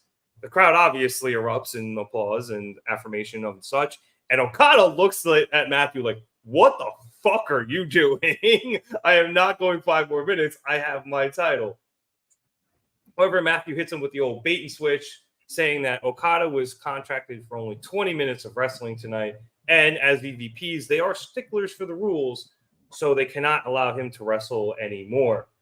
And because the EVPs do everything to the letter, they now have a match. So Claudio needs to leave the ring right now, even if they have to do it by force. And as Matthew says that, him, Nicholas, and Jack Perry all start to converge on Claudio as Okada also rises, seemingly ready to converge as well.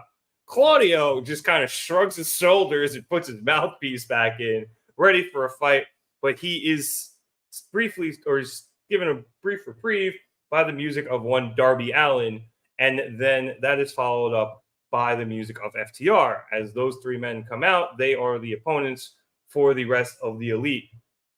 Those 3 guys hit the ring, A brawl ensues. Okada and Claudio get back into it, and they fight to the back. And eventually that leads into our match between the Young Bucks and Jack Perry versus Darby Allin and FTR. Eventually, we get a one-on-one. Rick Knox is able to ring the bell, and here we go. We'll jump towards the end of this match here, as Darby and FTR have the entirety of the Elite in a series of submission holds, with FTR getting the Bucks into sharpshooters and Darby getting Jack Perry into a Scorpion Deathlock.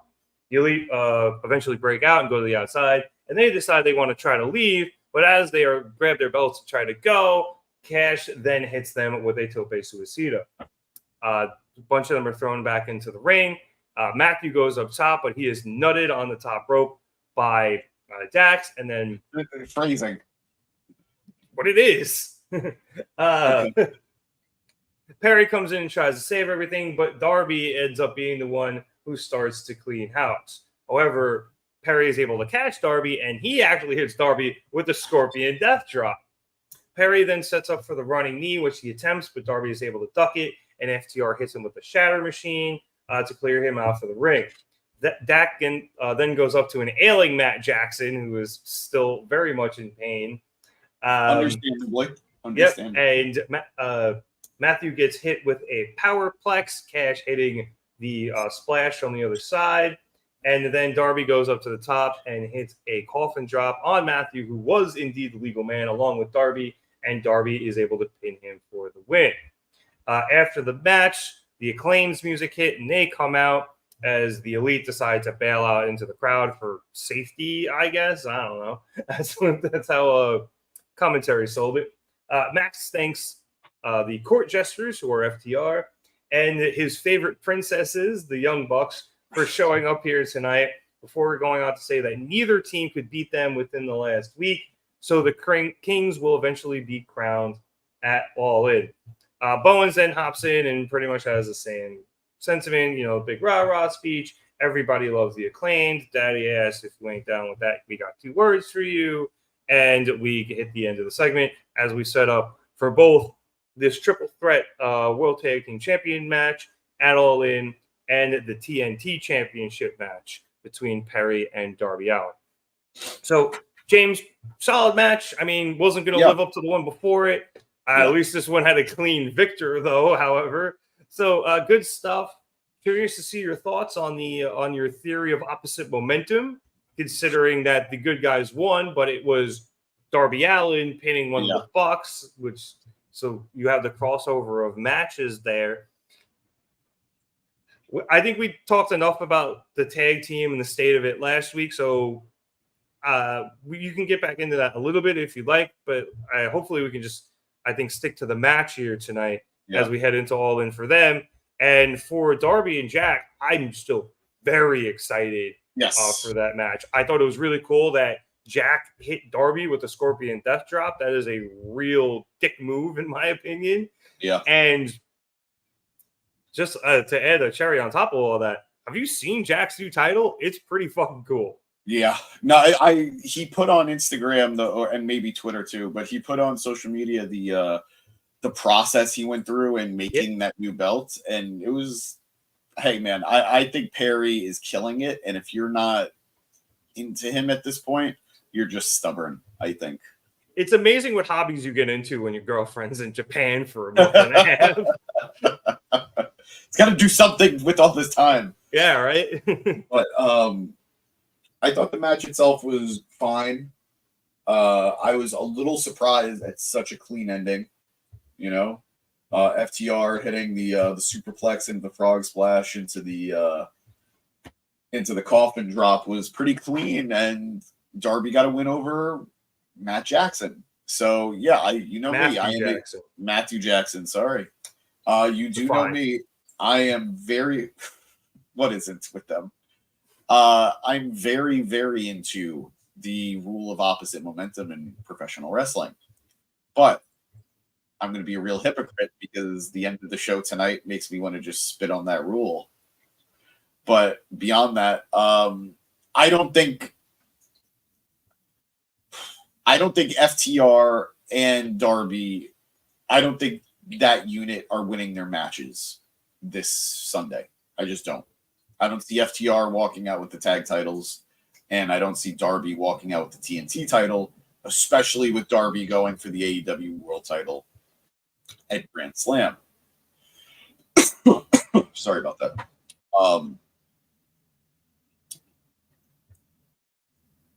I don't know, though. That means the Bucks win. The Acclaimed coming in kind of shakes everything up. Again, I'm with you. We don't really need to get into the state of the tag team division, but I'm not excited at any. I'm not really over the moon thinking about any of these guys winning on Sunday.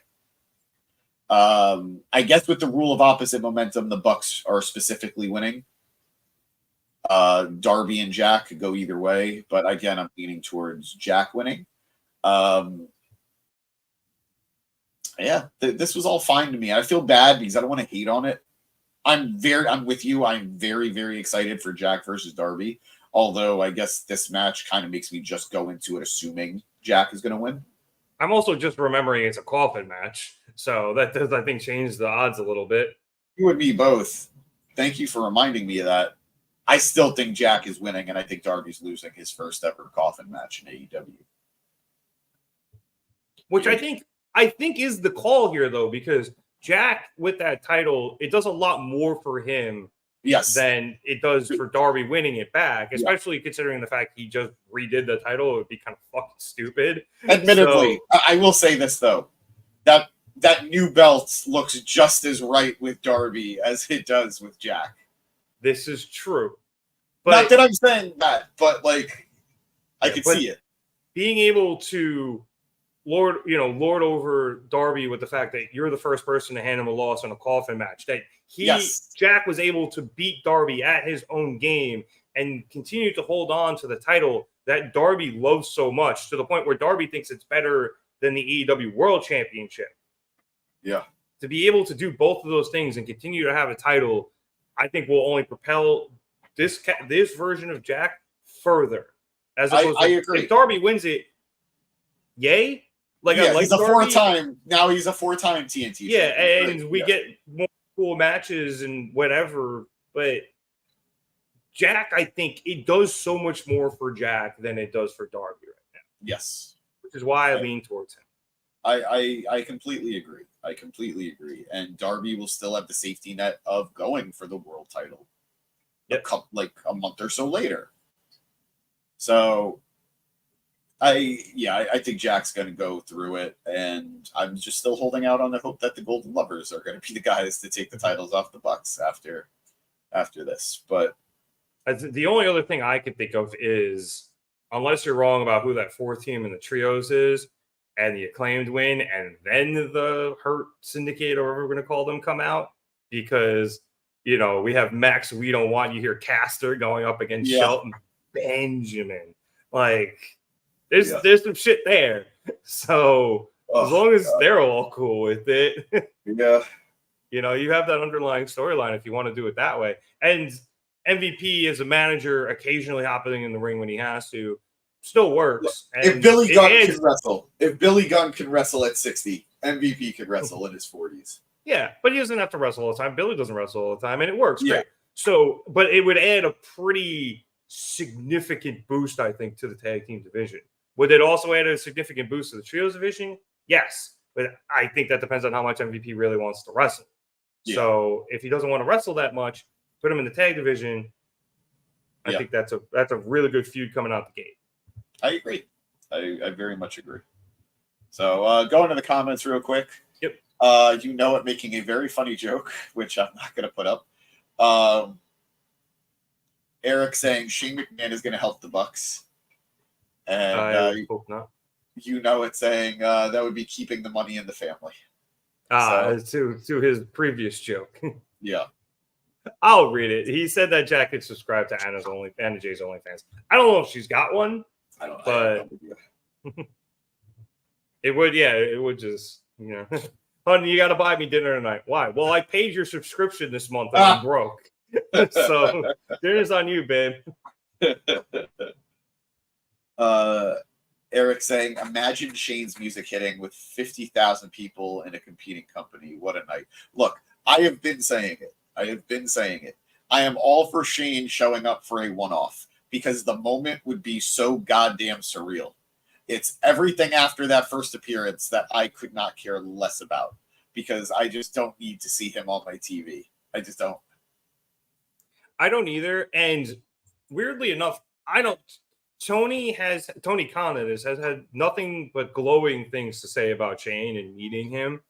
And from everything he has said, and from what I've heard from Shane, which is very little though, it was just, hey, you guys are in the same area, like, and they have, connecting friends. You guys should meet. You think you guys would hit it off. So everything Tony Khan is saying, like, it was a very quick meeting.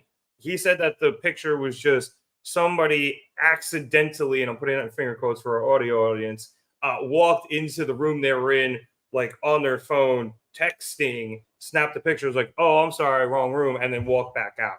So he was saying, like, it wasn't planned. The picture wasn't supposed to be there. Now, but that's a lie, though. That's a lie. Could Tony be working? Yes, but look, I mean, Tony looked dumbfounded enough where it could be true. But I think more what I'm trying to get to is because Tony has talked up Shane so much, it would be kind of weird if he came out on the sides of the Bucks. Yeah. But especially if it was just a one-off without any explanation of, like he's just going to be there and not be able to explain. So I don't know. I don't think he's showing up at all is my answer. I'm willing to say, like, if he's going to get involved and help the Bucks, like, it doesn't matter what Tony said because that wasn't kayfabe, that was. I guess, but Tony has been smart enough to where if something happens in real life, a lot of times it will bleed into the kayfabe and vice versa. So unless the Bucks just play it off where, we talked to Shane, and after he met Tony, he thought Tony was a dumbass and he didn't like him, so he came and helped us because he fucking hates Tony, or like they could play it off like that, but if anything, Shane, as Eric is saying here in the comments, Shane helping Tony almost makes more sense than Shane helping the Bucks. But unless they made it as a desperation play, which I don't think I would like as much. If Shane just came to help Tony out of the kindness of his heart, I think that'd be one thing. If Tony hired him as a desperation play, and then, he eventually tried to usurp Tony, that would be different. But again, I'm with James. I'm with you. I don't want Shane in the company that long. So yeah. But Eric does make a good point. He loved when Tony brought guys in as one-offs, like Bischoff appearing randomly used to be so fun. I don't mind a one-off. I'm actually cool with that. Do a one-off, but I don't need anything past that personally. So my man Robbie Fox getting in an interview question on air. Like... Yeah. So, but we'll see. All right, let's go to, I guess, the next. I mean, unless there's anything you want to say about this. No, I'm good on it. The match was good. That tag match is a clusterfuck, and I'm really excited for the TNT Championship. Yeah. But let us. Well, I want to actually quickly. I've been saying it. I've been saying it. Yeah, James went on a rant about this last week, so we will echo that with this tweet here. I don't know how Jon Moxley doesn't have a problem with Hangman continuing to have fights right by Renee. I expect John to fuck him up at some point within the next month or so. Somebody is going to get Moxley's wrath because of this. Yep. Because it's happened not only with Renee, but I think it's happened, or not only with Hangman, but I think it's happened with a couple other people. But Renee, Hangman, is the main culprit. Yeah, and the man who's going to get in Hangman's way of trying to get to Swerve is going to be Mox, and we're going to do that one again. I'm down for it. Eric saying that Mox doesn't even have a match at Allin, which is crazy. He's all right. He's finally taking that vacation he was supposed to have, and God bless him. And I'm happy for it. He just came off of being the IWGP World Champion. He's taken some time off in between. But again, we're seeing somebody taking a vacation during what is the WrestleMania of their company. It's hard. It's hard to accept. I'm happy for him, but it's hard to accept. But I think the card is deep enough where I'm okay with him not being there. And Yeah, and not only that, like when he comes back, that pop is going to be huge. So, hey, Dev, what's up, man? What up, Dev? Welcome to the comments. So I'm actually, this is, absence makes the heart grow fonder. When Mox comes back, I'm gonna be super excited. Yeah. Hey, Jericho, that's a thing you should remember. That's a thing you should learn, you stupid tree. All right, moving on to perhaps the shortest yet most important segment of the evening. Absolutely. We went backstage to Renee, who was with Will Ospreay shortly after the doctors had finished checking him out. Will was still covered in blood, probably still bleeding a little bit, when Bryan Danielson, because I don't know where the hell he was, finally comes over to Will and goes, hey, I saw what happens. Bryan, where the fuck were you? You think that was something you do 5 minutes later, not 25. But Bryan goes, he's like, I saw what happened. And then he gets in Will's face and says, do it. You do it. And then gives Will a firm pat on the shoulder, almost pretty much a smack on the shoulder, and goes out because he has the final segment of the evening. Obviously, James, so I initially thought this was like, you go out there and win. And then I realized, no, he's telling Will to hit that fucking Tiger Driver 91 onto MJF. Yep. He's basically told Will to nut up and do it. Yep. I loved this. This isn't what we have been going back and forth speculating.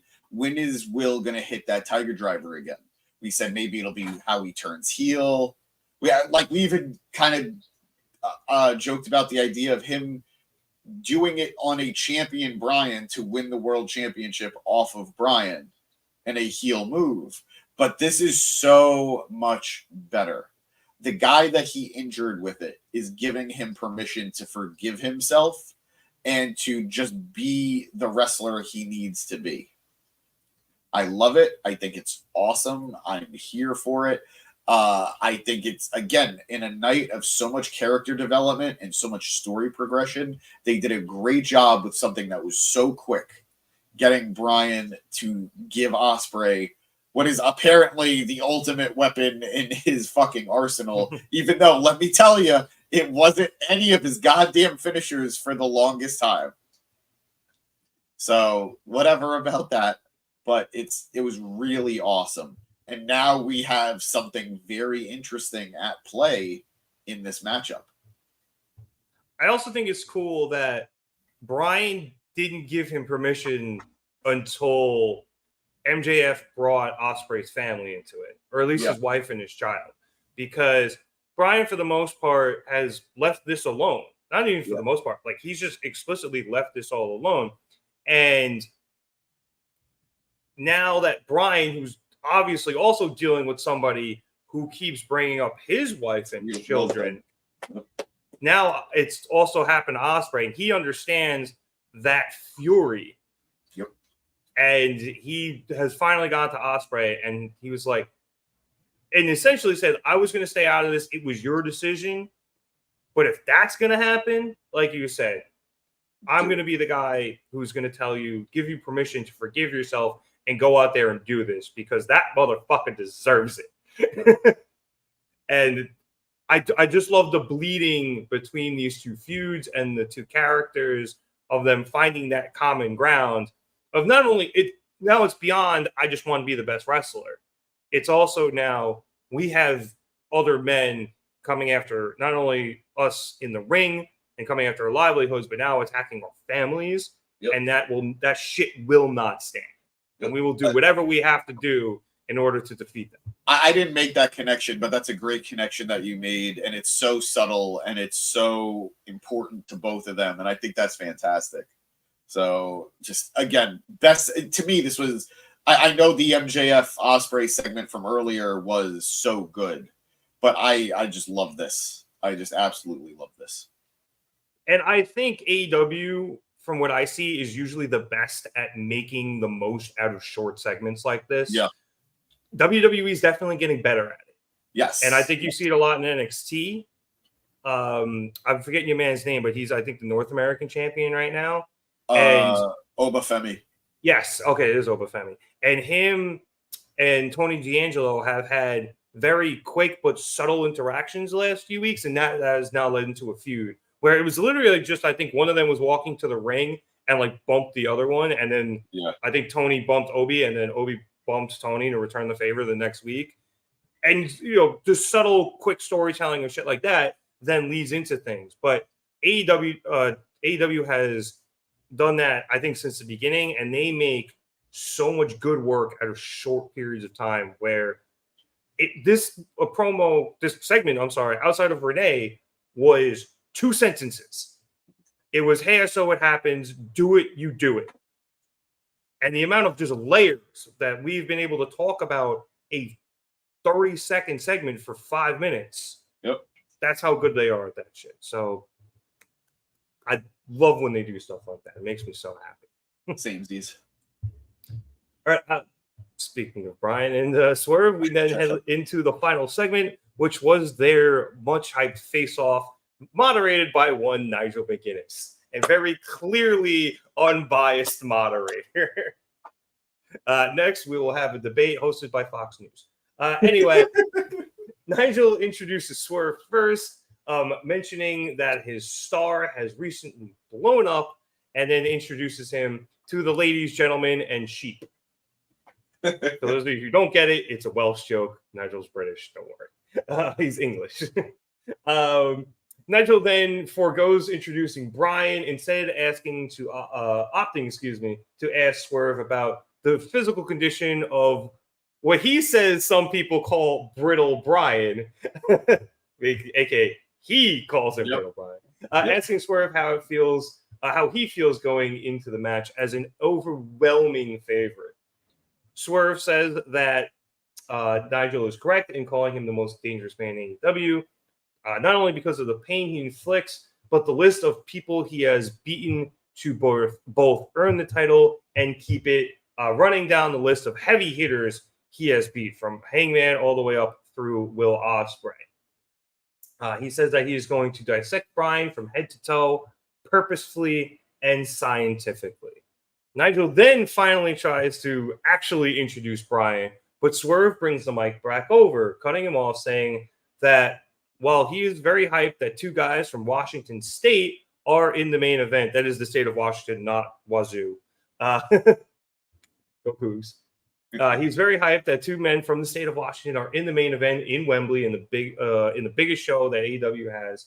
He's really pissed off that Bryan keeps talking that he's ready for retirement, and he's taking that ending away from Swerve.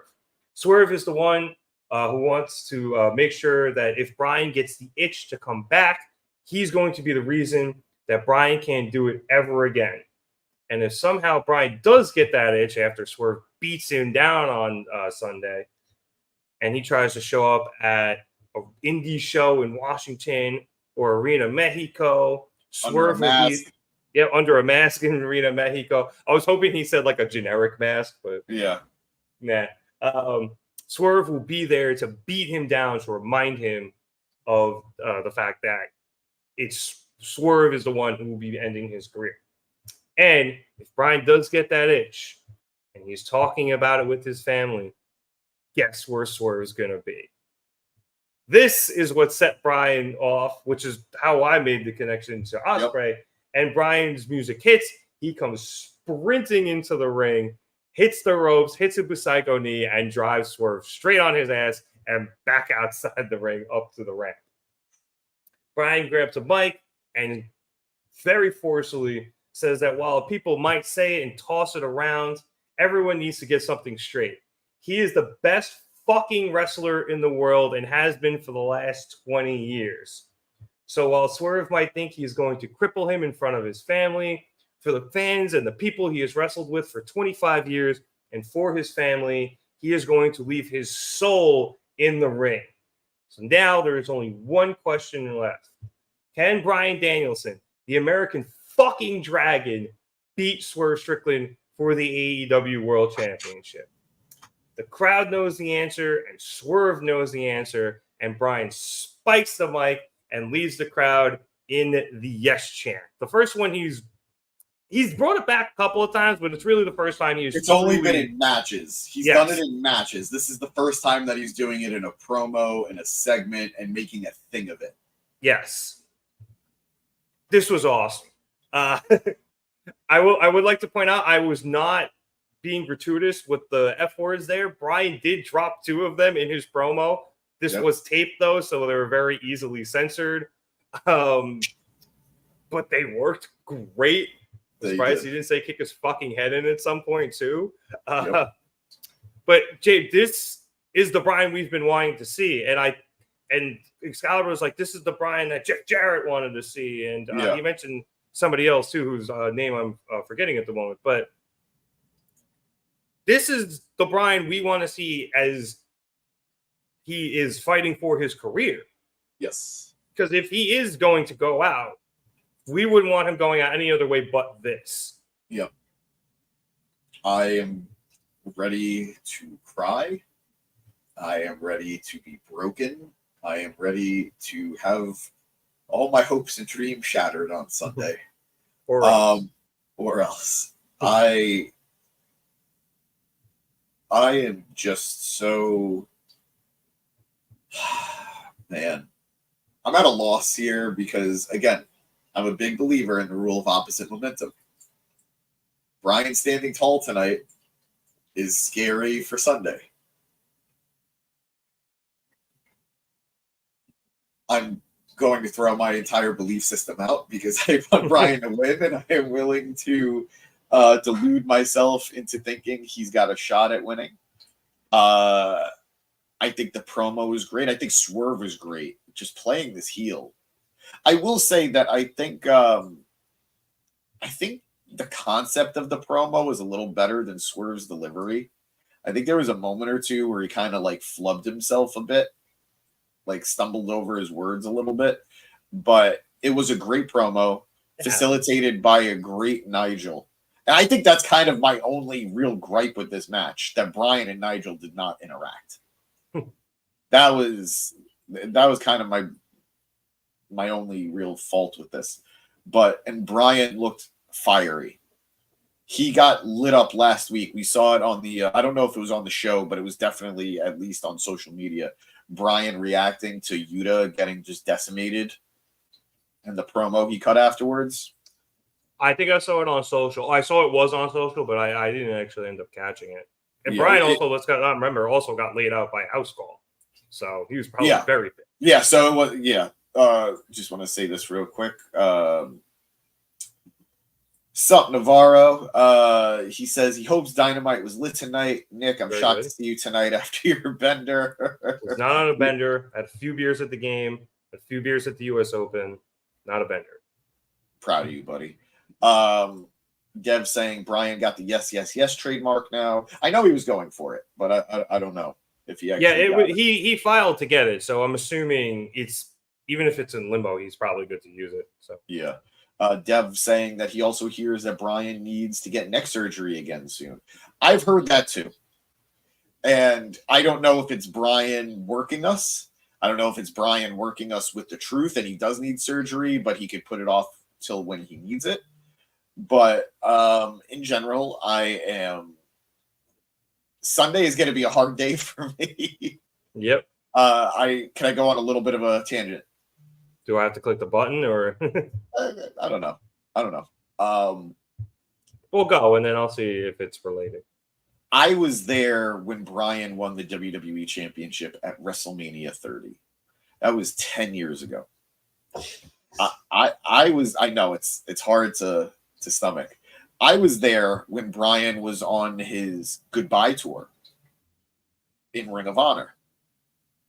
I have been with this guy. I've been following this guy for a very, very, very long time. He's the guy who got me into indie wrestling because I saw Pro Wrestling Illustrated magazines with Bryan's face on it. And I was fascinated by this guy. So it's going to be really, really hard if this is the end on Sunday. And I want him to be happy. I don't care about his daughter's happiness, but I want him to be happy. And if this is what he needs to do to feel like he's doing the right thing, then I support that. But man, am I not ready to let him go. I think he wins. I want to believe, but I've wanted to believe the entire time. I wanted to believe when he went against Hangman. I wanted to believe when he went against MJF. I want to believe here, but this man has done too many interviews in the last few weeks where he said he's at peace with retiring, and I don't want that. I want a Bryan Danielson who wants to keep going. To the point about what Dev said about Bryan needing neck surgery, allegedly, I'm hoping it's what you said, James, where he can put it off for a little while. Just give me one last run with this title, and then he can lose the title, take that time off, get the surgery, and become the part-time wrestler he has been talking about. Because from what he has been saying, and again, he could be working us, but at some point he does need the surgery so that he can, be a person. Yeah. In the future. He's mobile enough now, but in the future. Honest to God, it sounds a lot to me like the end of David Wright's career. Where I know I'm going Mets in baseball, but he has spinal stenosis. Yeah. Which is like what I think Sheamus has or had. But obviously a lot longer ago and wasn't as treatable. And he would have to get to the game like 6 hours before it started just so that he can get loose enough and everything, just so he can go hit BP. Yeah. And it ended what was probably going to be a Hall of Fame career. So, and he retired not just because it was difficult for him to play, but because he wanted to be able to do things like play with and pick up his kids, So I can see why Bryan would want to have and would need to get surgery that would allow him to do that in the future. Selfishly, yes, I would love for him to be able to make this run. If he physically can't, and this is indeed the end, then so be it. But I don't know. I think that unless something has changed, it would be kind of weird for him to be like, I'm wrapping up as a full-time wrestler and saying that as opposed to I'm wrapping up my career. Yeah. I think the word choice was careful. So unless something has changed, I do think he wins. I think we get this run. And then he will lose it to whomever, which will be a huge rub for whoever that is. Yeah. Heel Hangman, whoever it is. And then he can go get that necessary surgery. And hopefully we can see him every once in a while.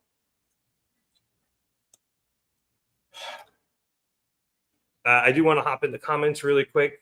Dev, like you, James, saying Bryan got him back in the wrestling 10 years ago and actually got him to get the WWE Network.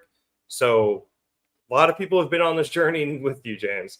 Yep. And Bryan was right around the time when I was coming back in the wrestling too. I think I started watching a little casually when The Rock came back, and then the Pipe Bomb really got me in, and the Shield. But that was all right when Bryan was making that true rise. So 30 was one of the first WrestleManias like bought, I think. So, no, that was 30 was the first pay-per-view on the WWE Network. Yeah, so maybe I bought the network for it, whatever it was. I think it was one of the first I paid for. Yeah. So not that I was bootlegging them or anything. It was just I didn't watch. No, of course. So yeah, I think almost every wrestling fan has a very long history with Bryan. Yours obviously a little bit longer than most, but we all feel such a deep connection to this guy that win or lose on Sunday, it's going to be a very emotional match. The Elimination Chamber before WrestleMania 30, which we thought was going to be Bryan's last chance at getting into the main event at 30. And he loses at the end because I think it was Kane chokeslammed him into an RKO from Randy. I kid you not. What? I said we wonder why his neck is fucked. Right? I was at the townhouses at Marist. And when that pay-per-view was over, Ryan and the guys needed to stop me from jumping off the top of the stairs from the second floor down to the ground because I was ready to end it when I thought Bryan wasn't going to Mania. I'm now realizing that you want to invite us over on Sunday, not so we could all do the pod in I'm person, glad you but understand. because you needed an emotional support system. I'm glad Not you just understand. Wednesday. Yeah, I am either going to be getting so high up that I need people to bring me back down to earth, or I am going to be so low that I need people to resuscitate me. Or so low that you're going to get really high up, and then I have to prevent you from going all the way down. Exactly. Please. To jump back into the comments here, it's saying that he actually has trademarked the word yes, but we can use it or pay him to use it. So, well, thank you. You know it. That is quite crafty, honestly. I respect it. That was like when Ohio State tried to trademark the word "the." Yeah. It was the Ohio State University. Yeah. And the government was like, you can't trademark an article. Like, that doesn't make sense. Pompous assholes. But to put a bow on all this, I love this segment. From Nigel to Swerve to Bryan, everyone played their roles perfectly. And I'm even more hyped heading into Allin for this match. It's going to be crazy when Nigel just repeatedly kicks Bryan in the dick on Sunday. And that's how he loses. I hope Bryan wins and then Nigel's just like crying on commentary. Nigel's the first one. Like, he pushes Bree out of the way to go hug him and give him a celebratory kiss on the cheek. Oh no, I meant like sad tears. Oh no! I want him to be a hypocrite. I want him to absolutely be a hypocrite. I told you all along that Bryan was going to beat Swerve. We got a comment here from James Carlos, whose prediction is Julia and Stephanie Vicar, Ricky Starks showing up at No Mercy.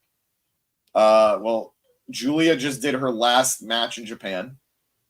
So that's a possibility. Stephanie Vicar, I think, could show up at any point. She already showed up on the Mexico tour.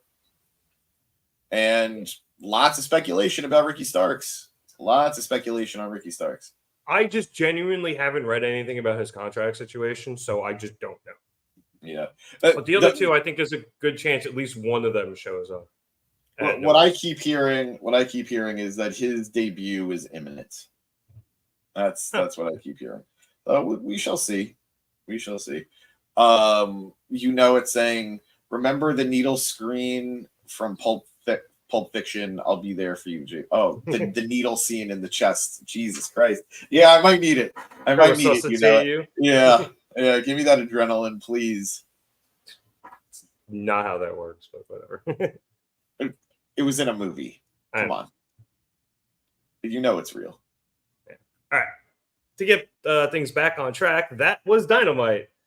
So, James, I thought this was to borrow a phrase from our friends overseas, a proper good go-home show. There was obviously far fewer matches than a normal AEW Dynamite, but as I mentioned at the top of the show, you do have to protect some of your people just to make sure they're good going into your pay-per-view, not only your pay-per-view, but the biggest pay-per-view of your year. So a lot of promo segments, but I think all of them did the job that they had to do to get us even more excited and more invested for these matches coming up on Sunday. For the matches we did have, they were solid. I think, we can call all of them solid. Okada and Claudio, I think, was obviously the best match. But as I mentioned, it left us wanting more on purpose. So good show tonight. I am sufficiently hyped for Allin. And you can just continue to inject that Ospreay MJF segment straight into my veins. More. And one thing I'm really interested with Allin is I'm really excited for what comes after Allin. It feels like the landscape is going to be rocked so heavily at the show. Mm-hmm. And I think AEW definitely needs that. I think AEW it's a cycle at this point. AEW's in trouble. Oh my God, what's going to happen? Amazing pay-per-view. Oh my God, AEW is back. And then it immediately goes back down to AEW sucks. What's going to happen? Yep. So we'll see. I have no doubt, I am going to enjoy the pay-per-view. Oh, it's going to be awesome. It's just at the end of the pay-per-view, am I going to need happy tissues or sad tissues? All right, forgetting Sarah Marshall. You get me. But yeah. I almost somehow combined forgetting Sarah Marshall and saving Silverman into saving Sarah Silverman. Yeah. What a movie. What a movie that would be. We got to write it now. But yeah, I am sufficiently hyped for All In. I'm curious to see what ends up getting set up on Rampage and Collision as we head towards those. Yeah. I'm guessing those are all taped already, so I can probably just look it up. But if they're not, they'll probably be taped like tomorrow.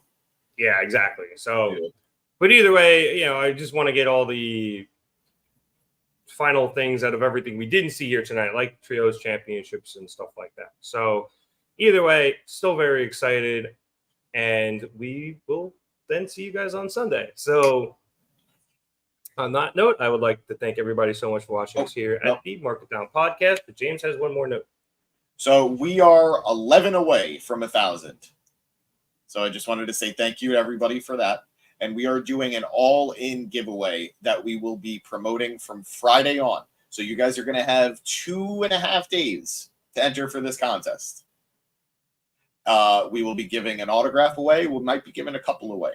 So pay attention to social media. Pay attention to YouTube. Starting Friday, we're going to make a post on YouTube, and we're going to make posts on social media. We're going to go all over. We're going to go on our Instagram, our X, our Facebook, and we're going to go on and we're going to spread the word on Reddit as far as we can too. So pay attention. Fun stuff is going to be given away for Sunday to celebrate All In. All right. It's Twitter. But to get all of those things, those are candy. To get all those things, you can obviously subscribe to us here at the Market Down Podcast. Also, if you want to like the video, it lets us know that you guys like what we're doing, like what we're putting out. And then obviously subscribing not only gets you all the YouTube updates for this giveaway coming up this weekend, but it also allow you to get, have in your feed all of our other shows. Obviously, you have the Gym Pack Zone tomorrow night. We will be live after All In on Sunday if you want to come kick it with us then. And then Matt's been doing Monday Night Raw recently, and obviously we will be back here for Dynamite, not only next week, but every week as far as I can tell into the future. Who is the guy on Monday Night Raw who does a show here? That would be Matt. Matt Cascone. He is one of the newer members of the pod. He's been there a couple months now, actually. He killed Danny. I think was he dressed up as Becky on Monday? I think. Yeah, he was. Ooh. Yeah, you there? You got me? Hello.